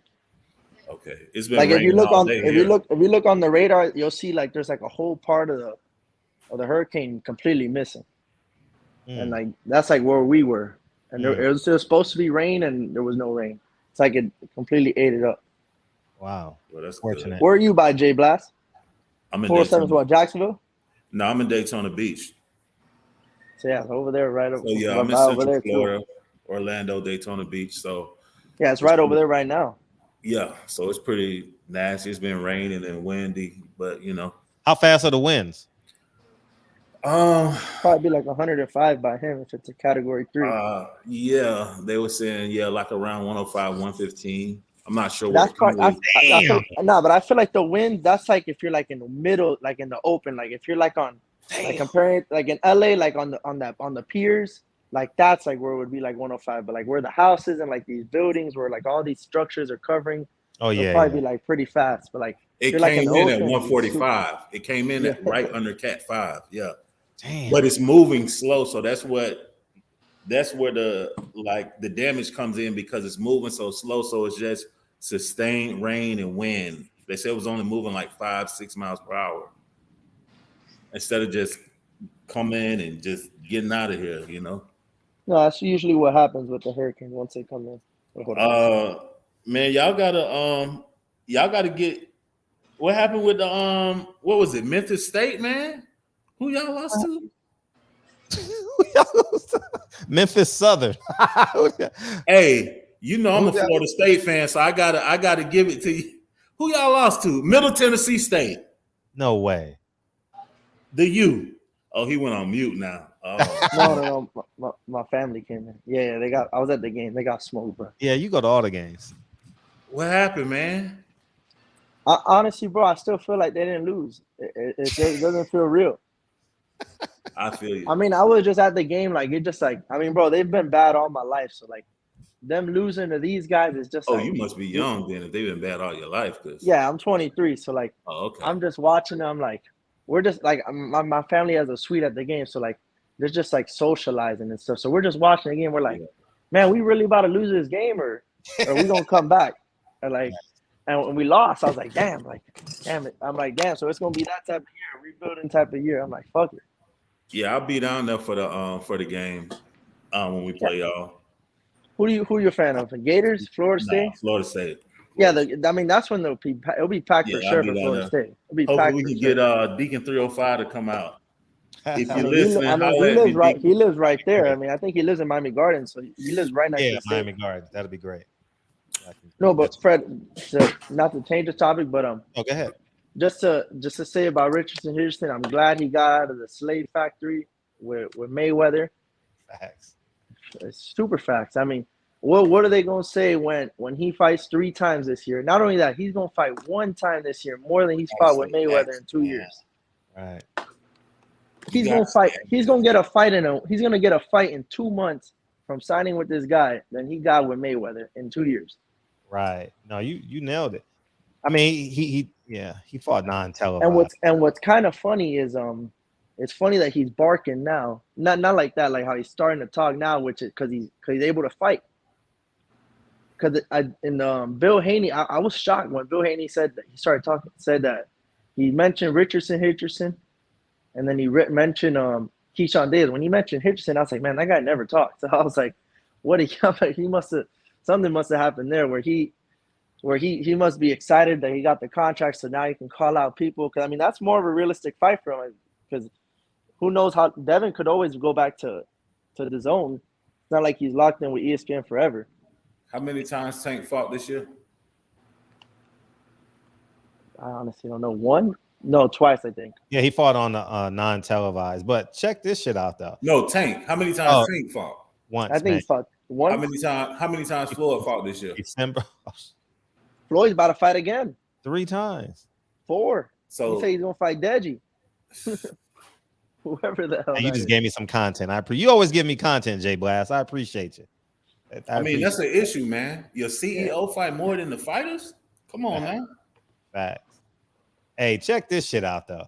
I mean, people gonna say, "Hey, this is classy of you to say congratulations," but Leonard Ellaby told this dude. Let me make it bigger for the people, for the blind people in the back. That includes me after 10 o'clock. It says, "No, I can't read after 10." He said, "Congrats, Africa. Wishing you the best." Get the fuck out of here. What does that even mean? Get the fuck out of here. What do you mean, wish you the best? Nigga, what are you talking about? No.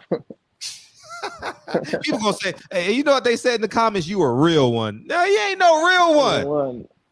Man. Where were they at when he was looking for a fight? Man, come on, man. This shit crazy. Man, Leonard don't got that type of power, man. Come on, man. No, Leonard ain't got that. He was one of the best. He was a big prospect coming out. Yeah, he had promise. Yeah, promise. He's gonna have to rebuild himself a little bit, but no doubt. He'll be okay because he's gonna fight more often, and he's gonna put him on an AJ card. He's gonna put him on Montana Love card. So he's gonna be all right. He's gonna be all right. No, Eddie always finds a way to get these guys on the card. I mean, he would put him on a Canelo card if Canelo would let it, but Canelo ain't gonna allow it. Well, yeah, Canelo gonna do his thing, but they say maybe out for 6 months.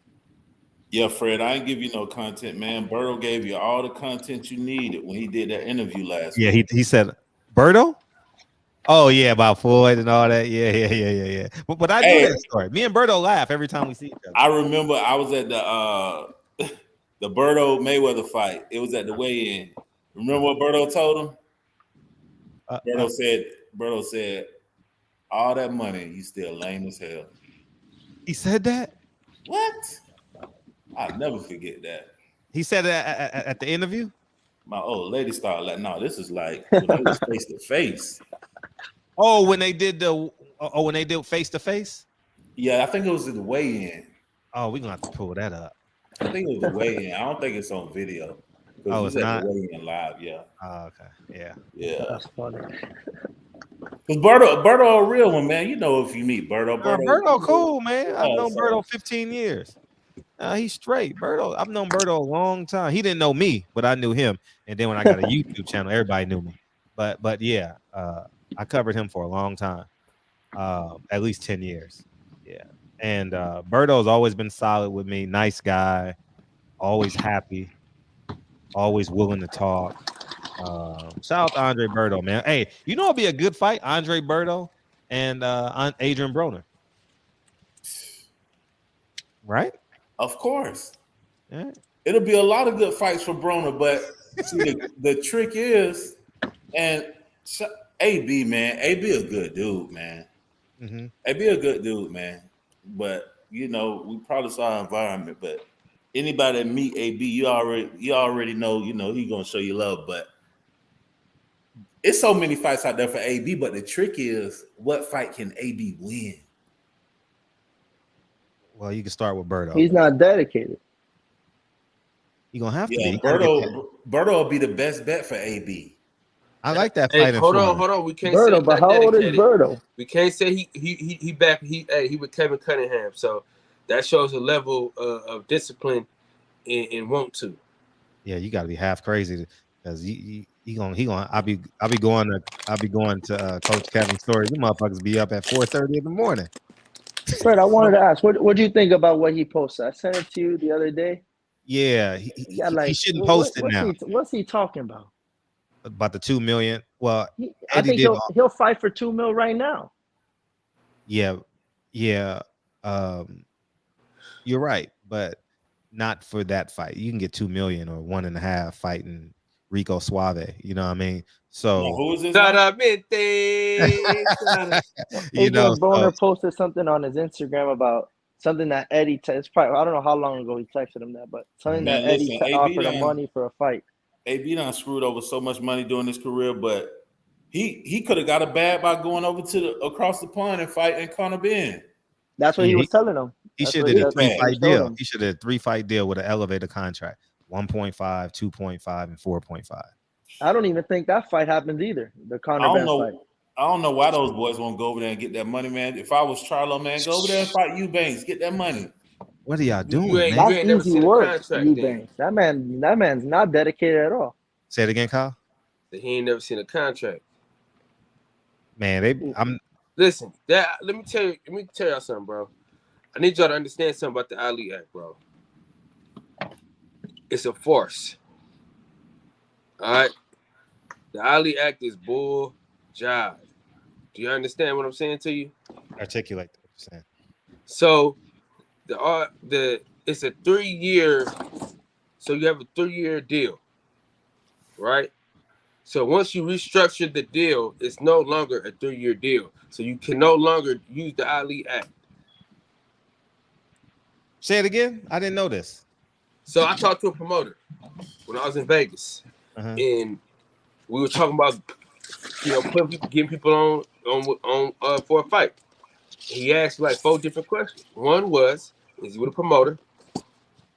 What's up with the manager? Right? Those are 2. Those are two of the important questions, right? Mm-hmm. You know, along with like the fighter what's his weight. You know what I'm saying? Shit like that. But the two is okay. Is he good with the promoter? Right? Because I talked to him about the Ali Act. He said, "Oh man, that Ali Act, that's just for like newcomers, right? So you got a deal on the table, right? But I put in a contract that if you get a belt, you sign it to me for 2 more years. Oh yeah, I know that. Top rank is the best. It's no longer.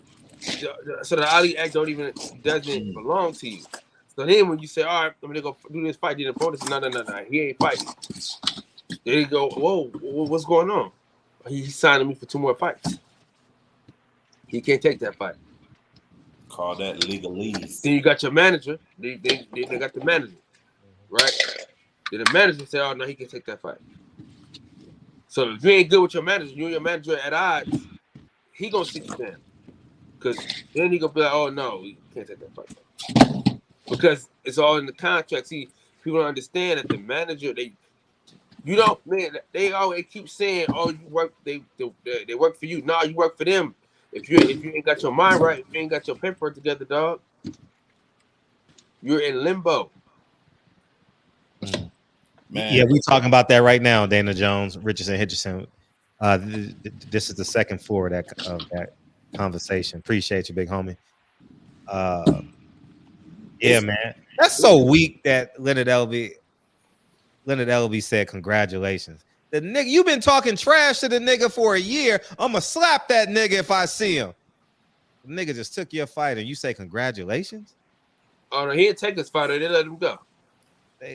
So after he put on that phenomenal performance, he came back on the non-TV portion, right, of a card. Two fights in a row. One in Arizona and one somewhere else. What kind of promotion is that? It was no promotion. He was complaining. He was complaining on Twitter. He was tiptoeing complaining. You know, he's young. He didn't know, man, I want to say it, but I don't want to say it. But I'm going to just say it, see where it goes. And, you know. Well, the first time I heard of him was on your channel. So shout out to him, you know. Yeah. I wish him well. Hopefully he got Keith Connolly, so he's been in boxing for a long time. I've only seen him at fights. I've never spoken to him, I don't think. Now, look, this is 3 fights for AB. 3 quick, big money fights for AB, right? Listen. And I had tickets to the Omar Figueroa fight. Me and shout out to the Wilder hater. Oh, yeah, he pulled out the fight with Omar. Omar ended up losing. Come on, AB. But anyway, Berto, Keith Thurman, Conor Ben. Take your pick. Take your pick. People gonna support those fights. They're gonna support you, AB. And I don't know who, y'all want to find some, I don't know what kind of opponent they looking for, man. These fighters steady getting older and older, and they old. Time waits for no man. PBC is old as hell. Them niggas grandfathers, right? Wilder 36, Spence 32, Keith Thurman 34, Berto 39, AB 33, 32. Them niggas old, man. Charles 32, 33. How old Bunny is? 29, 30? Yeah, but Robert Easter got to be in his early 30s for sure. Because I've known him for 10 years, man. It seems like. Damn. Just think, Tank is 28, 27. Yeah. That's their youngest. Tank is 27. He is their youngest winner. I mean, money guy. Insane, right? It's destitute over there. It's destitute, man. And if they don't make, I'm gonna say if they don't make Earl Spence, Terrence Crawford, every fight at PBC better hold Al accountable. Privately, publicly, you do it. Has Terrence fought this year? He fought in January? No, he ain't fought this whole year. November. Damn. Yeah. I'm gonna say this, dog. If we don't get Terrence Crawford, Errol Spence, boxing is gonna die. It ain't gonna die. You got Bob Arum and Eddie Hearn. They got bags. That shit gonna die, bro. I mean, it's gonna be flat. It's gonna be Shit's flat. gonna die, bro. Has Charlo fought this year? Nah. Which one? Once. My back is broken. Spinal. Damn, Charlo, like, and see, boxers, they don't have the type of fan, they don't got the type of fan base to be like taking these long layouts, man. Like, just think what he's doing, and you're right about that. Just think what he's doing to Earl Spence.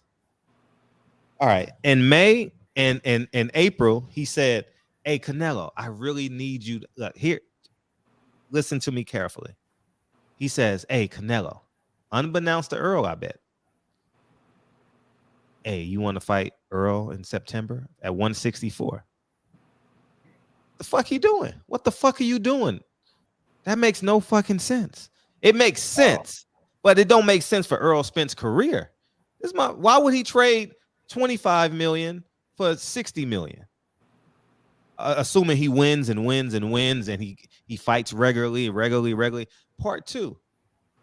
This nigga said, I had to sit in the sauna to make remember he came on here and said it was tough for him to make weight against Sean Porter. And then this nigga got to hold on to 165, 166 for a whole fucking year and no fights. Think about that shit. This nigga holding on. Earl doing the best he can, like shit. I only can eat 2 pieces of chicken. I got to have 2 salads. I got to run 4 miles. I got to take this laxative. I can't drink milk. I can't have salt. And this nigga won't give him a fight. what fight was that in New York that Earl went running after the fight? Was it Lamont? No. That was this year.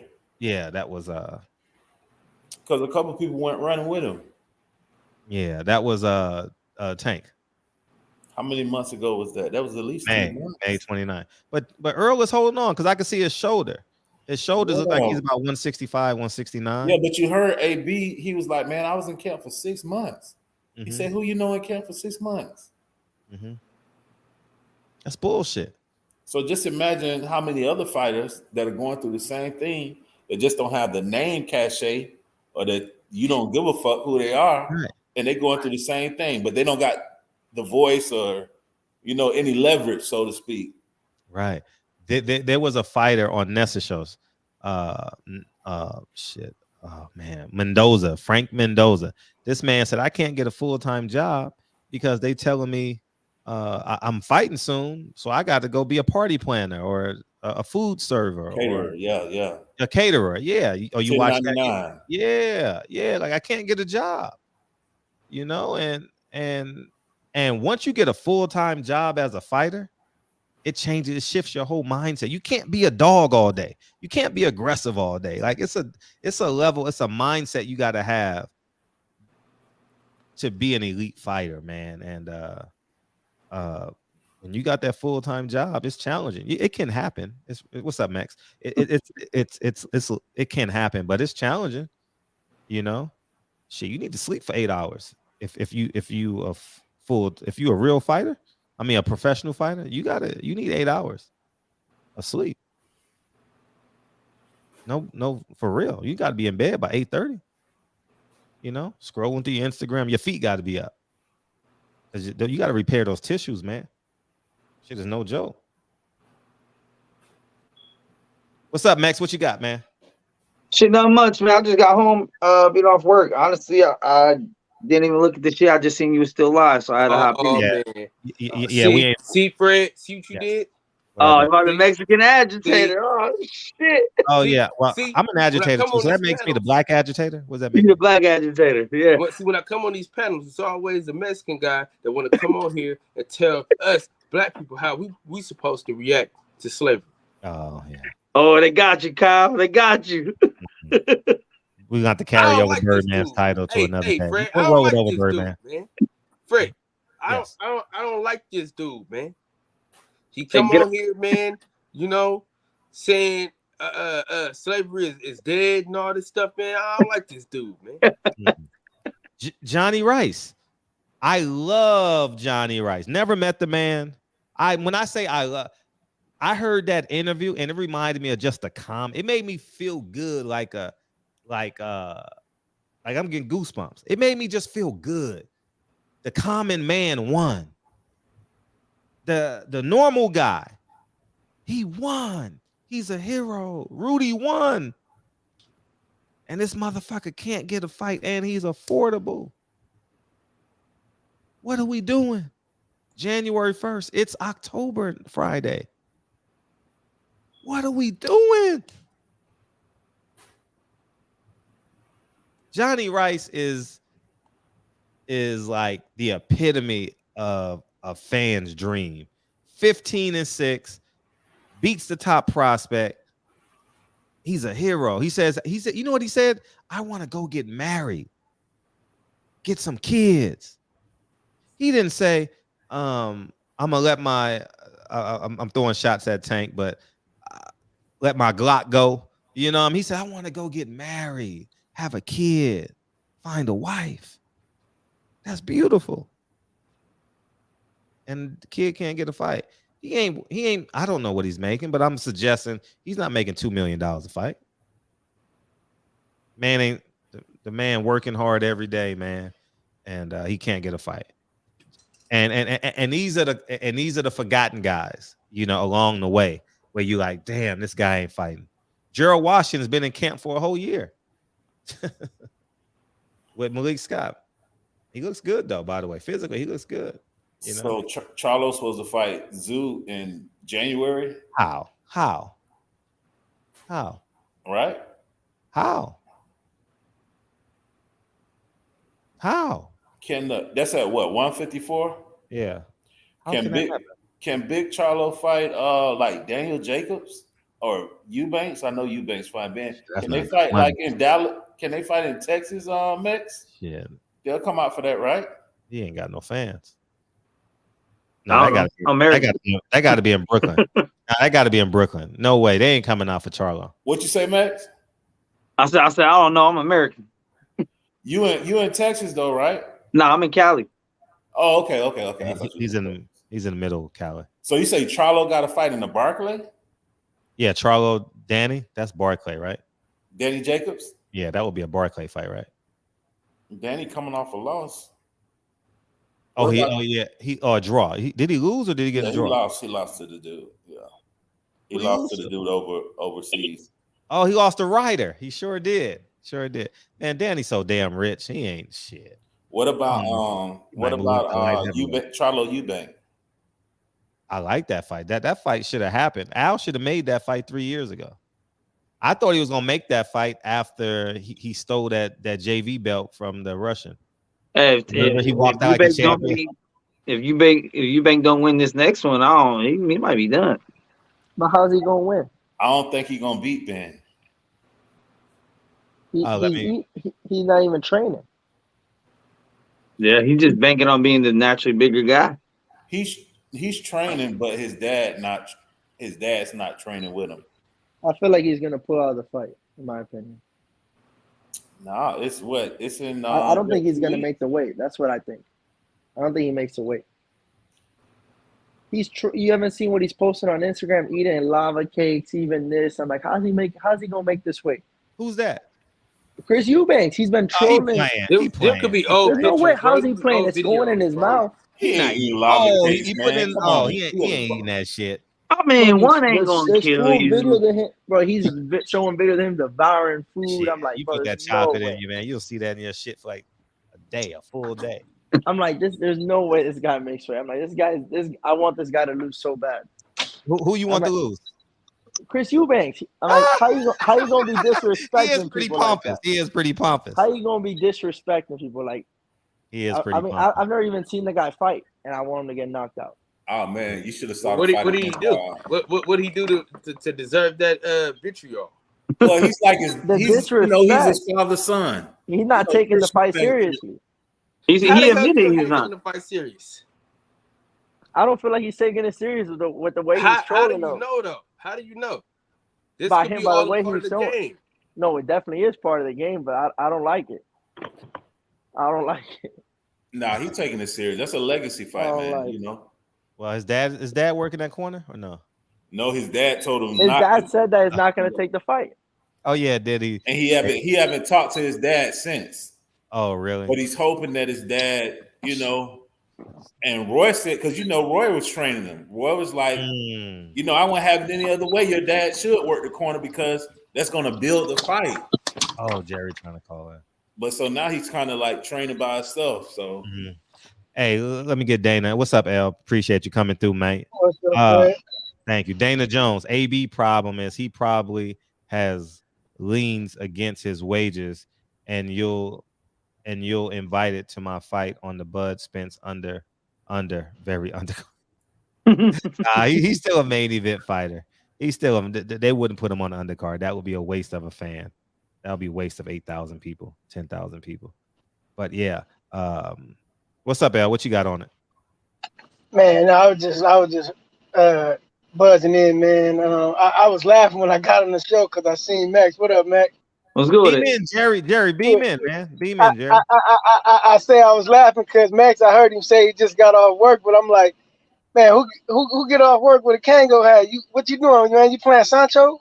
Oh no, I wear a ball cap on thing, but I just got a Kango, and it's what I've been waiting for my whole life. Hey, I'm trying to be like you when I grow up, man.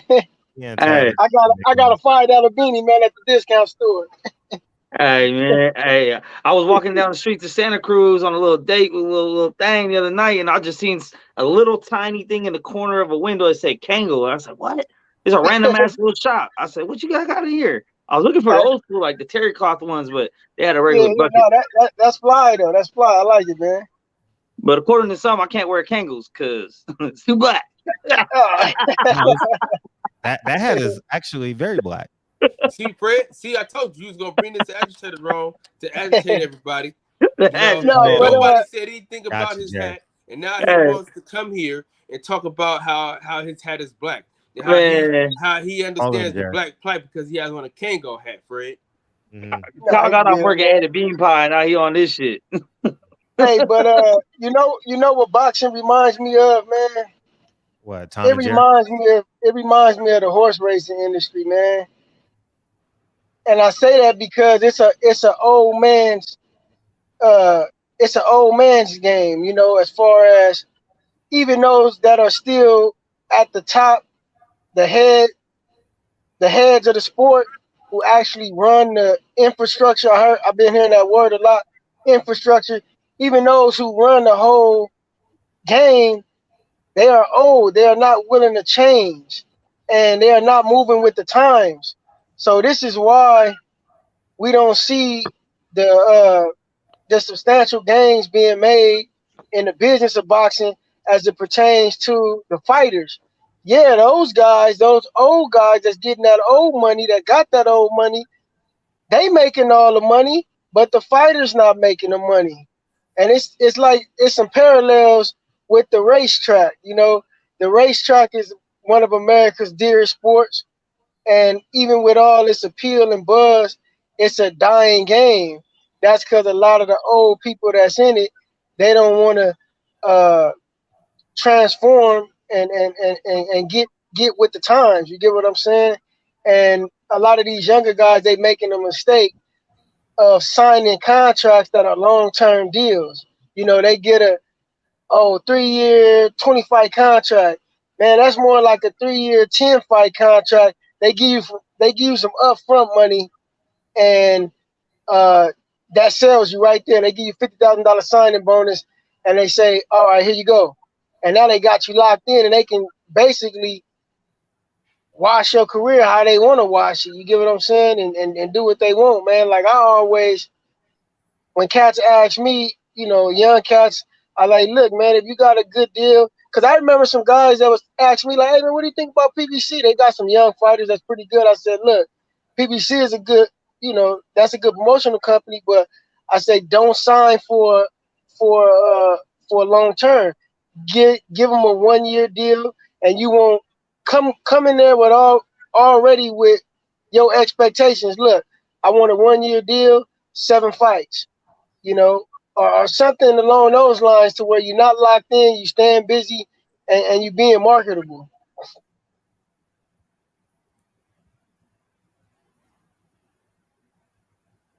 Birdman. No, I just got on to save my spot when y'all do that other talk. Oh, we ain't even. I don't even think we're gonna get there tonight, man. We got to bring that back. Hey, Jerry, go ahead and call in, man. We're gonna have to save it for another day, man. All right, well, I'm gonna get back in the chat then. Salute y'all. Birdman. Hey Cal, you had a good show today, man. I fell asleep on it. I went forever. That show was long as hell, man. You know, when Mex get to arguing with Destiny Black, man, the show must go on. Hey, I started off like 1 something. I woke up at 5 something. Y'all was still on. Like, man. Yeah, man, he cold, man. He come through being an American and shit. You know, get to arguing with people and everything else. Oh, Fred, we did a breakdown of your show last night, man. Hey, we did. We used it. Don't copyright shit, strike huh? us. Starting that shit. Him and Mex together as a unit, but they didn't agree last night, so Who's that? It wasn't as good. You talking about Chaotic? Yeah. When Mex and Chaotic Truth on the same page, that shit's hilarious. Chaotic Truth came on your show? No, on your show, Fred? Y'all had Chaotic on last night, Fred? Oh, man. Oh yeah. He was in real form. That was a great show last night, man. I was listening in, man. There was some good points made. Was that the brother that's the teacher? Chaotic? Yeah. Chaotic. Call the kids niggas. Yeah. Nigger. Hey man, he made some great points. His delivery wasn't, you know, it was very distasteful, but he actually was saying some things that along the same lines that I think, you know. But me personally, I always say this: I don't believe in the American educational system because it's tipped in a way in which it favors those who are in power and it's against those who are less fortunate. Like, that's just what it is. And now that I'm older, you know, the things that I know that are tried and true and that you really need aren't even taught in schools. Like, we don't get that curriculum. Like, so he made some great points, man. I can't even argue with the brother about the points he made. He was just distasteful. Like, I believe we can disagree with one another, but we can also do it respectfully. Like, it's only one way to do everything. I say this a lot. It's only one way to do everything there's only one way to do everything you do in this life, and that's the right way. But just because I provide details about how I feel like it may need to be done, and it's the right way, doesn't mean that there's not an alternative option that's, you know, could be just as effective or it could be useful. It's kind of like having a car. Like, we would all agree that the engine and the transmission is probably the most important part of the car, but we still need wheels, we still need a steering wheel, we still need doors and all the accessories that come with the car. So a lot of times, man, you know, we don't have to break each other down or tear each other down. Like, you know, a lot of times, you know, things are said disrespectfully, and it kind of like we build it up and we just tear it back down, like, amongst each other. So it's kind of counterproductive. I agree with a lot of points he made. I just don't agree with the whole calling 13-year-old black kids hard R's in class. Yeah. I agree with that. Like, and I thought it was whack as fuck how the same people that want to go hard on some other shit wasn't going hard on him about it. That's my own thing. That just makes me lose respect for people's credibility and their opinions, because I got to see with my own eyes when we were put in real life situations that happened on the fly. None was premeditated, none was scripted. Shit happened on the fly, and I seen people's reactions on the fly, and I seen who pushed, who pressed for what, and who didn't. So now, like, you know, it's just like that shit when you kicking with your homie all day and they tell you what they would do in a fight until you actually see them in one, and you like, I see what's up. So that's what I'm saying. Every night I hear all these talking points. Every night, everyone going hard, trying to push a hard line. Who can say what to what? Well, then you got someone that openly admit to calling children in class hard R's because they weren't listening. And those same people took a backseat or took a real soft approach to that shit. That shit was weird as fuck to me, man. And see, I always make, you always have this conversation with people about, that's why I wanted to beam in so bad, but I was having problems with this trailer I had last night. I still got it, but I had to fix all the problems myself at like 12 o'clock at night, and it was just crazy. But I really wanted to beam in on that conversation because my take on the nigga word is I've never had a problem with nobody using the word. Like, for me, it don't affect me like that. Like, all I say is this: because you can kind of read where a person coming from when they using the word. Like, so I know when you just want to be cool. I know when you want to say it as a term of endearment, like I use it, and I know when you being funny. Now, are you trying to be disrespectful? And I'm gonna check you on it. But also at the same time, I'm not gonna try to police what come out of your mouth because I'm not geared in an emotional, like, inferior way like that. I'm not geared like that. Like, really, it ain't nothing a motherfucker can tell me that can make me feel inferior. So all I say is, to me, if you call me a nigga, like I use the word, just really be my brother. That's how I'm saying it. Like, really be my brother when it's time. When a white motherfucker call me a nigga and I go, you go with me, or whatever the case. Like, I don't even care if white people call it, because I got homies that's white. That's what's up, my nigga. Like, I don't trip off of it, and people can say, "Oh man, it's just words, man. Like, what are we talking? Like, what are we really?" To me, it's like, what are we really getting? Like, this is a word, man. Like, it's not. To me, it don't affect me. So I don't see why so many people get emotional about it. I get it, but you gotta move past that perception of it. Like, that shit is old. Like, I'm not talking about everything that happened is old, and racism is well and alive as it always been. But a person calling me a nigga or even a nigger, like, and I didn't came back on people so cold, and I didn't tore them down to where they was, they was sorry they even tried to, play with me like that. So I don't find it a problem, man. Like, I got homies of white, black, Okay, Mexican. but would you find it a problem if you had a son or daughter that was in a classroom, they came home and told you that their teacher called them that word because they weren't listening? I would definitely have a problem with it. I see the point as a parent. You like, hold on, I don't even want you talking to my kid no kind of way that's disrespectful. Yeah. And we're gonna have to talk about that. Let me run me down as to why your reason behind that. That's what I'm gonna talk to the teacher. Let me hear your reason behind this, because it might not be something disrespectful, and you probably just lost it because of stress or whatever. I can get that, because as long as you don't put your hands on it. But I can kind of understand that. But if you're just doing it as a means of a method to the madness that you deem fit, then I'm gonna be like, hold on, man, you can't just be breaking down a little kid like that. It's different. It's a different, that's a whole different line of action right there, I mean, to each their own. Like I said, it didn't happen to my kid. I can't speak too much about hypotheticals, but I'm just saying if that was my niece or nephew in that classroom, it'd be a big problem. I told him, you just get packed out. Just a little pack out. Take your little pack out. That's it. We ain't gonna keep coming for you. Learn your lesson. Don't let it happen again. Type shit. But to me, it was just surprising because I get what happens when I hop on panels. You feel me? Like, the conversation gets where it is. People push a hard line, have a hard stance on shit, and I saw with my own eyes those same people really not. I mean, a couple of them were. I give them credit. We know who, but it was just weird to me. And then to hear it again, double down, it's kind of like, okay, so now it's like I can't really respect people's position anymore. But that's what happens in life, man. At the end of the day, it don't really affect me too much. I go to sleep just fine at the end of the night. Right. We all got biases too, man.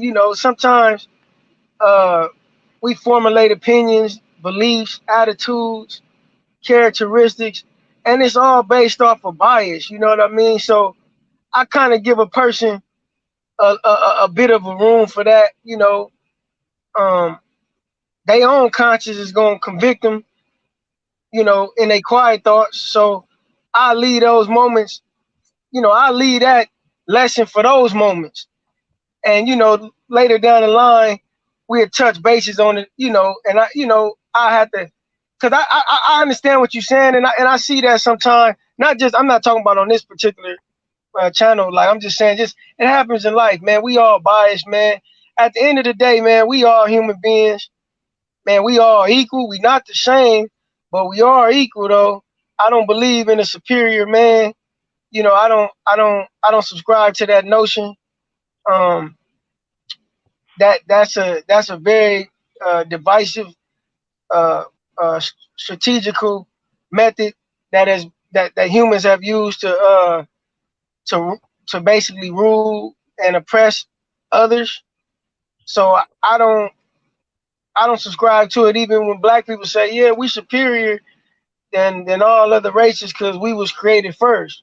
Like, I do believe that the black man was created first because it naturally coincides with science. Like, but I don't think that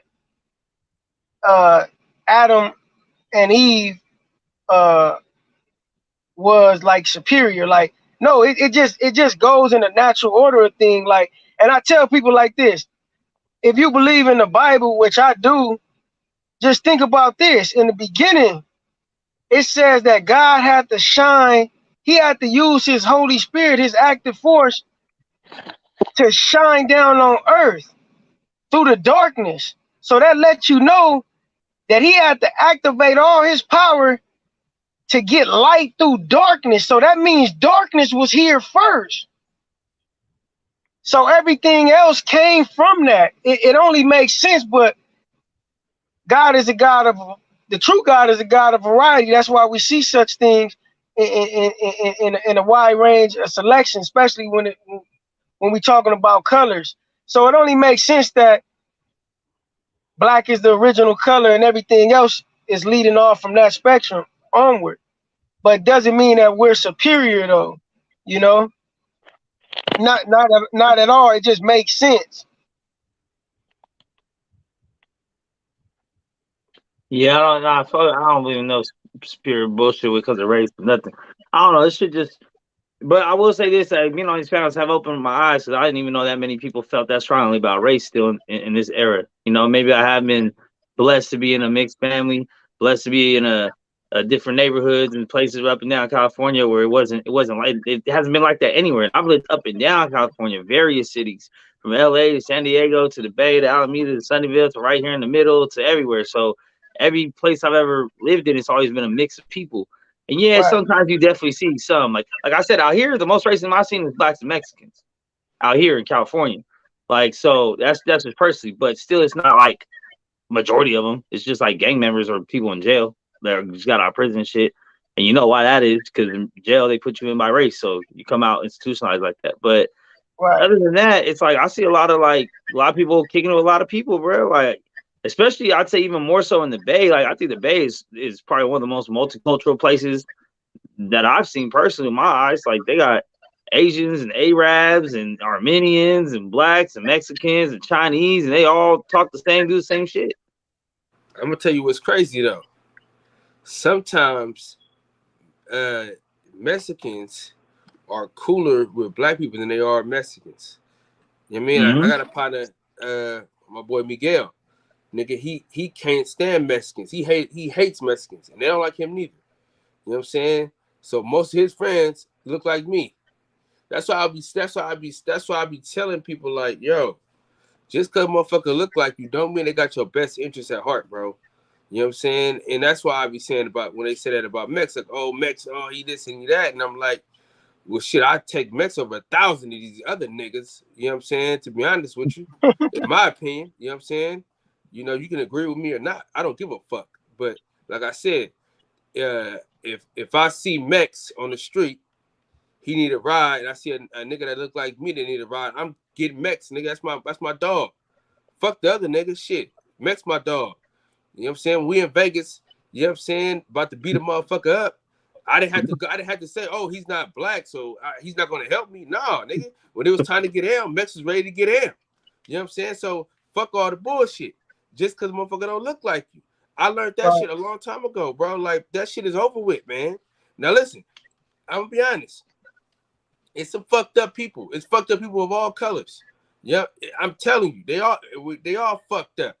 But I'm gonna tell you like this, dog. Like I told y'all before, the only reason why I even graduated from high school was because of a white guy named Matthew Ring that fucking saw some shit in me that I never saw in my goddamn self. You know what I'm saying? So all that shit plays a part in how I feel about motherfuckers. I've been fucked over by so many niggas, you know what I'm saying? That you know, sometimes you want to give another motherfucker a try. You know what I'm saying? Maybe they'll do right by you or some shit. You know what I'm saying? Like, you know, but people gotta stop being so goddamn sensitive, man. And what's crazy was on my show today, the very people that said people are emotional were the very people that were getting emotional. I'm like, bro, y'all niggas are emotional right now. You can't say y'all overly emotional, and nigga, you getting overly emotional right now, where a motherfucker can't even talk. You know what I'm saying? Right.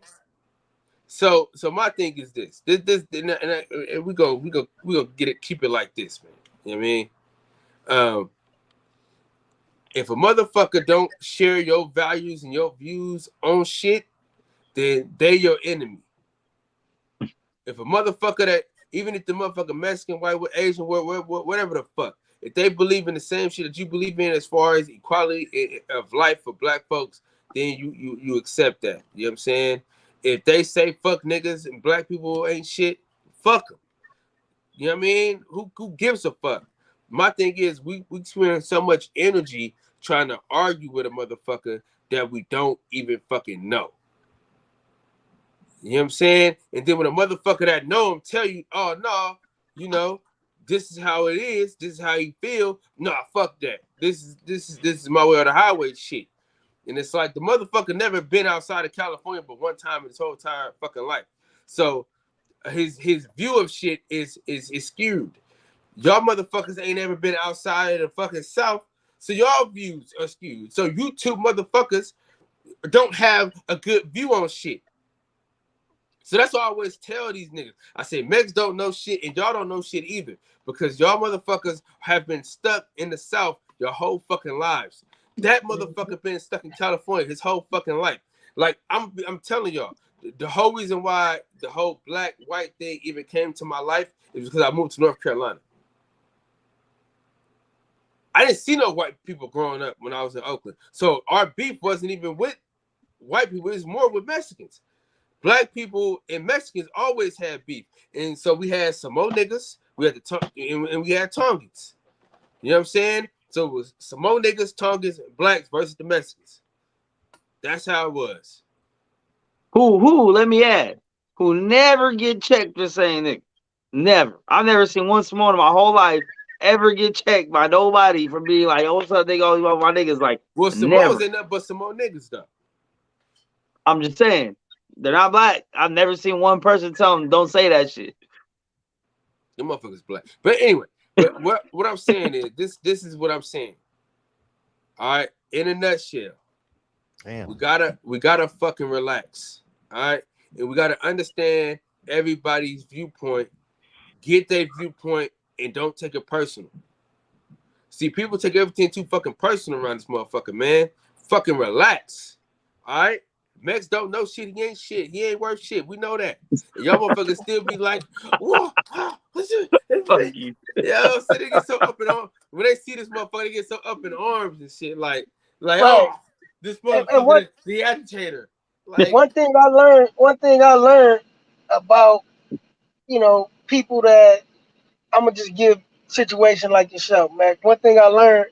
It's some people that really don't, like you said, I really didn't know that shit. Like you said, you didn't really know it existed. Like, it's some people they not necessarily oblivious or just dumb or just out of the loop. Just some people don't get their attention to that because that wasn't necessarily their upbringing. Like, some people is really, like, their household is different. Blacks, we understand it because this is like always been part of our culture. Like, nigga, that's a cultural thing with us. Like, racism is like a cultural thing with us. Like, we, like like I said, when I was 5, 6 years old, I realized what it meant to be black because I seen how different we was treated. So I'm like, damn, it's different being black in America. So like some kids really don't ever get that perspective in life because they particular upbringing, they didn't have to deal with it. So they go into adults and they just carry on like, why the fuck are black people rioting and why are they protesting and why are they doing like I don't want to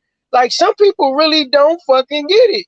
And it's not to say that oh they insensitive or they don't want to empathize with us.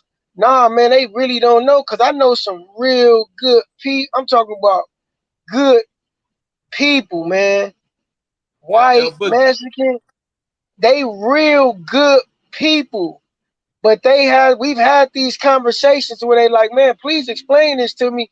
And I know they coming from a genuine place because the motherfuckers done been genuine and real with me. And they ain't showed no bias against me. They didn't put me in positions of superiority in some instances and actually really helped the nigga out and benefited me. So I'm like, they can't be, and I've seen this display of their character over a course of time, plenty of times. So, a lot of times we just it's about educating one another, you know what I mean? Just, and doing so respectfully because delivery is everything, man. Like that's why I say the brother last night, he said some good things, but it's delivery. And if you don't think delivery it don't mean everything, just try serving shit on a platter to a motherfucker. A lot of people eat that shit. You get what I'm saying? Even if they just taste it. So it's the same thing when you got something that's actually good. If you deliver it shitty, a person will be like, what? I don't even want to. You're like, no, this the goods. But that's just how it is, man. That's how we geared mentally, Yo, check this out. Word. I've told this I'm before. sorry, Jerry. You've been on the line for a long time. Sorry, go ahead, Jerry. No shit, Jerry. I fucking forgot. What's happening, everybody? Yeah, I mean, We don't want him, Jerry. About what the topic is there, but first I wanted to say, spinal. I remember when Mike said that. I still laugh at that shit to this day. Watching it live, that shit. Jim was Gray. funny, Jim Gray. That's the biggest moment of his career. Besides, Chad Curtis. what the biggest moment of Jim Gray's career? Chad Curtis. When he interviewed Mike Tyson after Mike bit Evander. I remember he interviewed him right outside of his locker room, and Mike looked like a psycho. And that took some balls by Jim Gray to interview that man because he said, "Why'd you bite him, Mike?" And he was like, "Because look at my fucking eyes. I got my kids and this and that."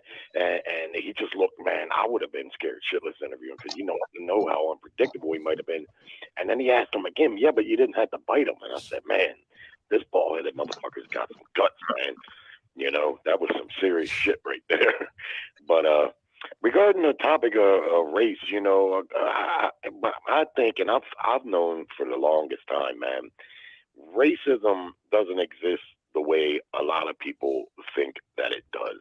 And that's not to say that it doesn't exist. Like my man said a minute ago, there's people that are going to be racist in every race. There's a certain percentage that's just what they're going to be, and that's what it is. But most of the hoopla around racism is created to keep us regular folks at each other's throats, while the higher ups, the people that are actually making the decisions and in charge of shit, so we ain't looking at them because, I've been white my whole life and I treat people the way people treat me. And that's what I find most people do. Most people just treat others the way that they get treated. I done been fucked over by tons of white people. So I don't have no special love for any man or woman outside of how they treat me. You treat me cool, I'm going to treat you cool. And that's what I find in my life walking about, But as long as there's guys like Michael Fuller, who does not want to realize that white people today are different than the white people from 200 years ago.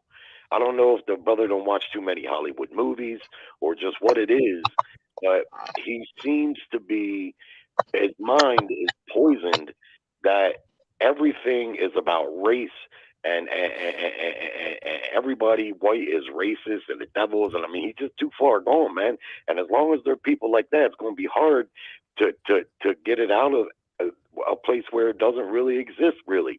You know, he told me the other night when we was on there talking, you know, we going back and forth, and he says to me, well, we were talking about the violence, the black on black violence in Baltimore City and how bad it is. And he going to tell me, well, I said, well, what do you make of that? And he goes, well, did any of those black folks invent those guns that they use? And that told me right there all I needed to know about Mike, because he blaming the people who invented the gun instead of the person who used the gun to commit violence. I try to tell him when Cain killed Abel with the rock, it wasn't the rock's fault. It was the intent that Cain had to kill his brother. You see what I mean? So, you know, I'm not going to get on him too hard because he's not here to defend himself. But at the same time, people like that, it's hard for me to deal with him, man, because his mind is so closed and he's got a lot of hate in his heart, and he doesn't realize, you know, that people evolve, and not everybody was slave owners back when slavery was being. A lot of people were against it, and there was a bloody war fought to end it, and the right side won, and we've been on a path moving forward since then. But that's what I got to say on it, man. Just treat people the way you want to be treated, no matter what the race is, and everything gonna be all right. Right. If I can interject, if y'all don't mind giving y'all closing comments, y'all motherfuckers had me tired as hell today. man, Me too. Man, I ain't gonna lie to y'all, man. I was in the I pulled up to the gym today, and I was like, whew, I'm tired, because that's the first time I relaxed since the show, because I get up at 5, I do the breakfast, I get the kids ready, and especially when Dre is on call, I just let her be. You know, I'm doing everything, and I took him to school, and I pulled up at the gym, and that was the first time I relaxed since the show, and I was like, whew, okay, all right, I'm still going in there, but yeah. So give y'all closing remarks, man. We gonna do a part 87 tomorrow. All right, how about that? I can stay up late tomorrow. You want to start with you, Jerry, or do you want to add to that? Yeah, or I did want to say also in a closing statement there. What's his name? Eddie Hearn and them signing the young fighter Hitchins. Eddie Hearns is staying on the neck of PBC. Now, but the PBC, it's no secret what they did. They showed a lot of fighters some good money up front, and they signed them, and they must have signed them long term. And then, you know, as they started their money started to get low, they shelving guys. Mm-hmm. Keith Thurman wasn't out all that time because he wanted to be. I was watching videos of him training, and he was like, I'm just waiting for a call. I'm just waiting for Gary Russell. They shelved Gary Russell, Danny Garcia, you name it. They got a few fighters that they were keeping busy, and then the other fighters, if they were keeping busy at all, they put them on some pay-per-view where, you know, you just knew it wasn't going to be successful. Mm-hmm. But in the end, for anyone that's a PBC hater or a DAZN hater, it's no good if PBC folds or DAZN or any of them. That just means less boxing for us.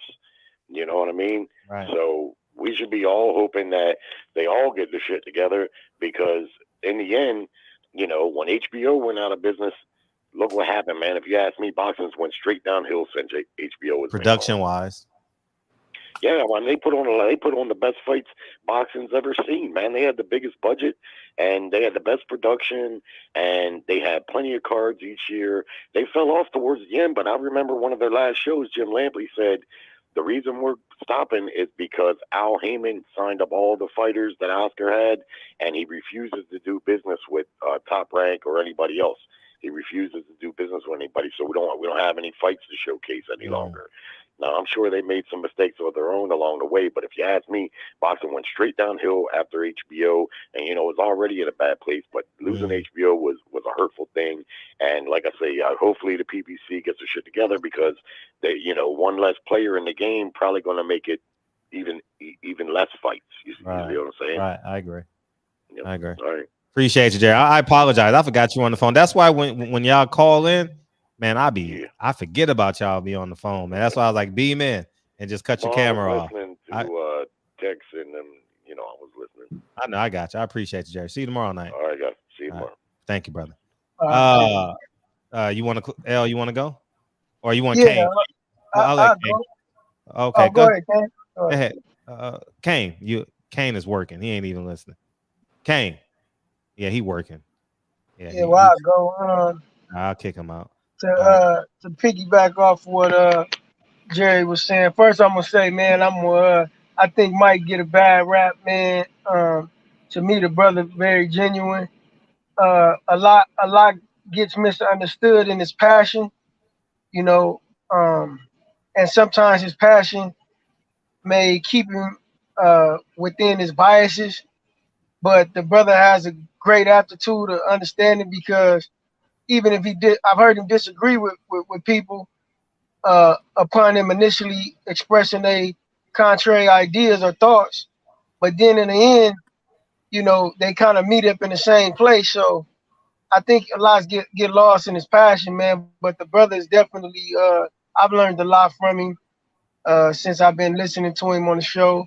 And I think he's useful, you know, and he got some value within this community, just here and even in the real world, you know. Well, not to say this is not the real world, but just in the world in general. But I wanted to say that Jerry made a good point some time back. He says sometimes when it comes to racism, sometimes we give white people too much credit.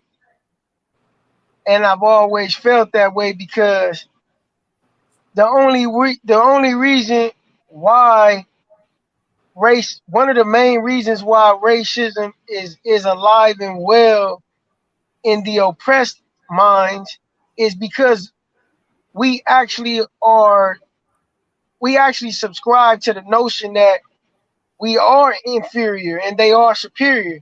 Again, like I always say, I was never taught that, and I never viewed that. So to me, a white person saying they better than me or trying to prove they better than me, I wanted to show them, like, nigga, I'm about to turn your whole world upside down, and it ain't gonna be from a fist fight.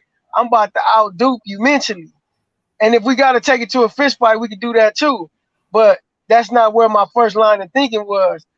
So a lot of times, man, we just gotta dispel the idea that there is a superior or an inferior man amidst the population of humans, man.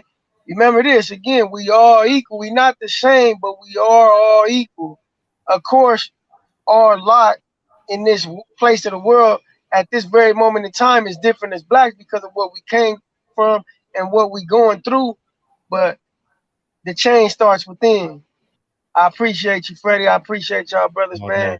We'll get back on part 87, man, tomorrow. See, drive safe, I dog. appreciate the shout outs all the time, Freddie. I'll be listening, man. All right, all the time, dog. Y'all take care. All right, peace. Drive safe. Thank you, brother. All right, yeah. Jay Blast. I met him in the casino. MGM. Shocked the hell out of me. What's up, man? What you got? Yeah, it was me, you, and L. Yeah. Yeah. Nothing, man. Shout out to the boxing section. You know, even though I'll never beam in, I'll be tuned in. You know, when I get to work, have to catch the show after it go up on YouTube. But y'all be safe. What time you be up and out?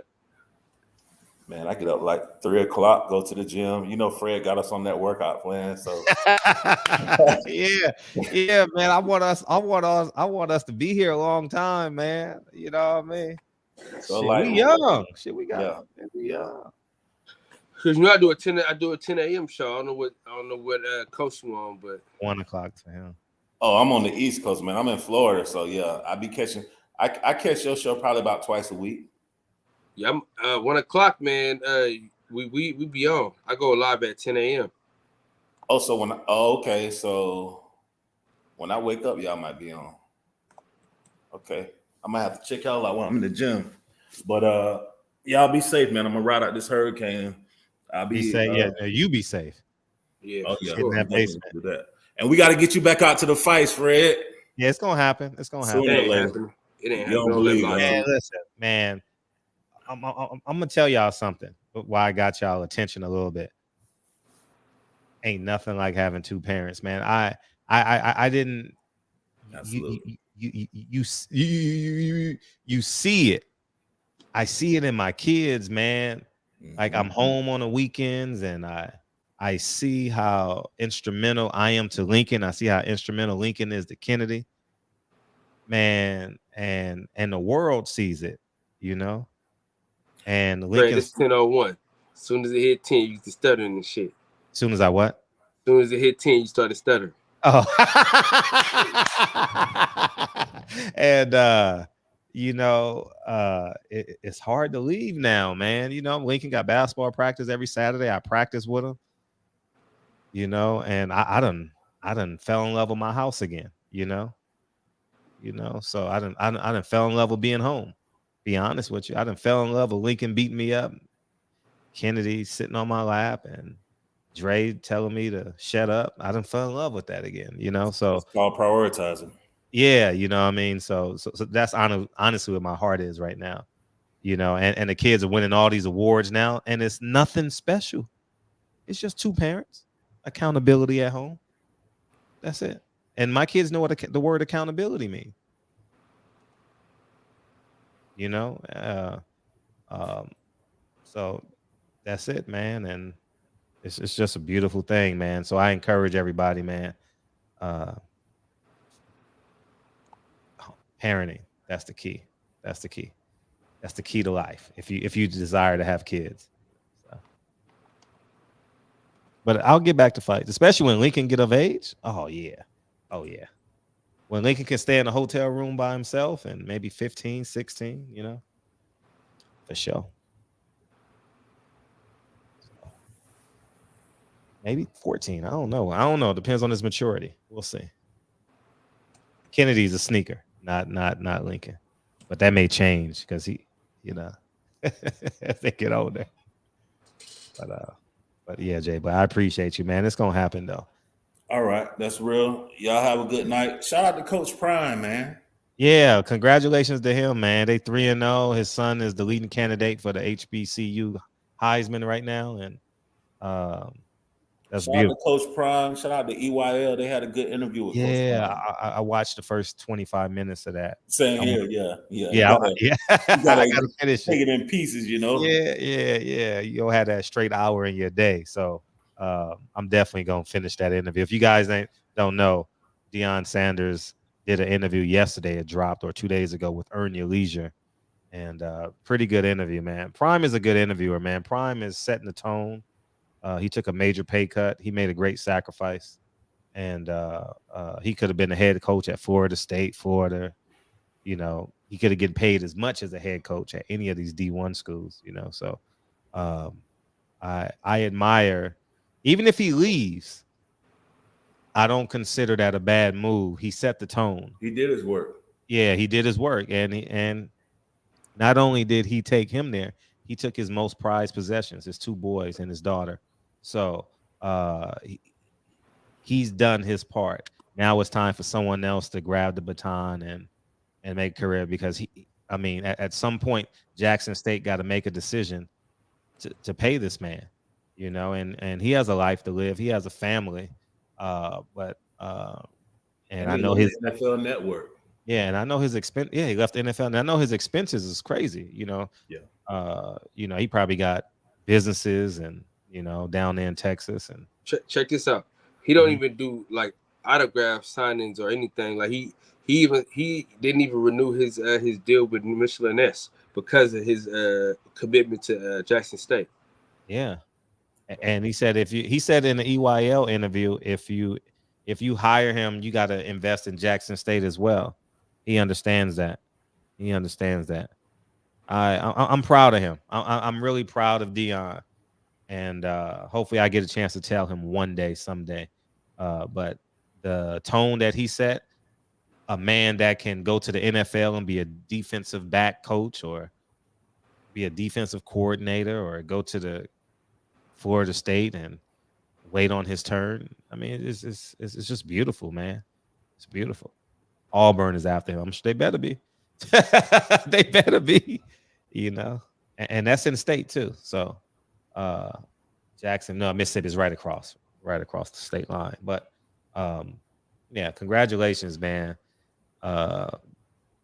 If all of HBCU owe him at least a sandwich or something, steak dinner or something. All of them, because they were on ESPN 3 weeks ago. That's big time for them, and yeah.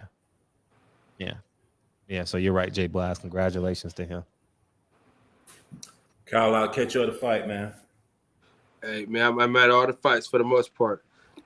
And, this the first fight I missed that I wanted to go to was Shakur Stevens. That was the first one because my son's birthday plus bills. So you'll be at the Barclays though? Listen, man. If the Lord said the same, I'll be in the building, man. Because if the Lord says the same, huh? If the Lord says the same, yeah, that's a saying for us Christian folk. You don't believe in that. Caleb Durrell on the undercard. Plant Durrell. People think I'm an atheist. What did you say, Cuz? Is Plant Durrell on that undercard? Yeah. Okay. That's a good card to go to. See live. Listen, Caleb Plant gonna dust him too. We'll see. We'll see. Listen, I like both fighters. He working with Breadman. Oh yeah. So, his movement will be better. Breadman is real good with movement. Yes. He fight Anthony, right? The dog. Yeah, the dog. Yeah. Okay. All right. And they got a formula to beat the dog because his fighter really beat Anthony Durrell in their fight. Kyron Davis. Okay. You remember when it was during COVID and they fought? Yeah. So I'm looking forward to that, man. Birdman. Let's get Fred out of here, man, before he fall asleep. All right. Appreciate you, Jay Blast. Right. Yeah, and appreciate you, Jay. I'm glad you beamed in. And happy birthday to you, Kyle, man. 34th birthday? Yeah. 34th, man. I'm glad you had a great time. Hey, that video was on mute, and I knew you were singing Belle Biv DeVoe. Oh, for sure. I was like, he's probably singing Belle Biv DeVoe. And that's my shit, dog. I hit the volume, and it was you playing Belle Biv DeVoe. So that was my shit. We had a fucking ball, dude. So basically, man, one of my homeboys, man, he like one of the biggest party promoters in Oakland, right? And he was gonna give up the karaoke shit. And man, after we came Monday, I begged him. I'm like, bro, you can't get this shit up, bro. Cause I mean, it was so goddamn Fred. When I tell you that shit was so fun, bro, and hella people got up there and shit, man. And so I told him, man, I said, man, should I help you do it, man? Fuck it, cause you can't stop this shit, bro. Cause that's something for me and the wife to go to, like whenever she got like an extra day off, we do the karaoke shit up there. I'm like, man, I need that. We can't take that away from us, man. It shit was fun, man. And then the food is hella good too, so it makes everything worth it. You know what I'm saying? Right. We had a good time, man. Shout out to my boy Kamal. That's who I went to the Errol Spence fight. That was the first fight I've ever been to. And that's one of my dogs, man. I'm glad it worked. We already live at the boxing section. Yeah, just go across the street, man. Go to Top Rank, man. Y'all leaving PBC right now. Leave PBC. Go across the street. Yeah. And I feel bad for the fighters, man. No. You more people. You more Top Rank than me because you slow and steady. I'm trying all type of shit. I'm doing shit. I got pretty consistent. Listen, right. I got Max and DJ in these 360 deals right now. Oh man, I love them brothers, man. What's up, DJ, man? Yeah, we got the big game this week in Jacksonville. Both DJ can't get no merch out, man. Both y'all 3-0, man. We got a big game Thursday, right? Yeah, big game. Miami's playing Thursday. I get to see that quarterback throw that ball. That's tomorrow. I'm gonna be in the pool watching that. Y'all team let us down, though, man. Man, the Giants let us down. What the hell was wrong with them, dog? How the hell did the Giants lose that game? They were so much better than them. They were so much better than that damn team. They had a quarterback, man.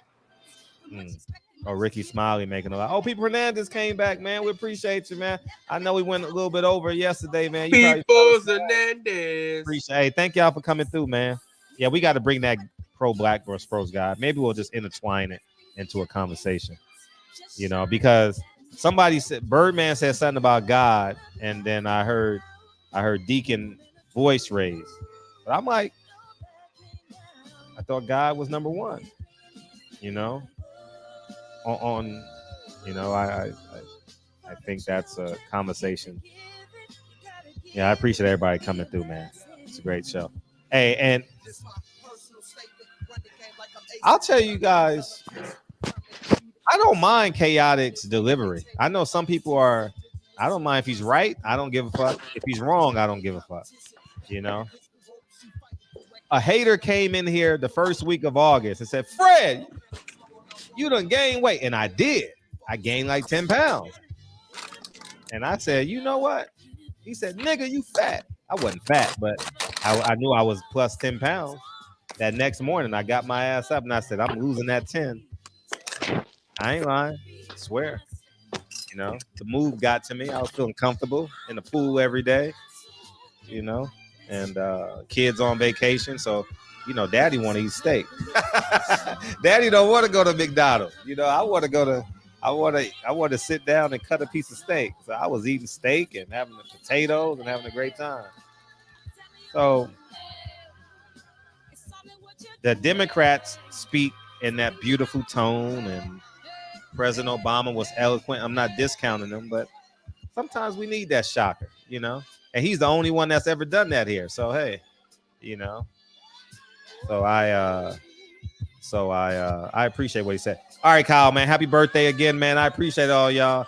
And I don't think he's a troll. Appreciate it. He really, all the time, he really believes what he says, dog. He really believes. Holla at y'all tomorrow, Mayana. Get in the gym, y'all. KB, man. Let me know when you get to 15 pounds, dog. Holla.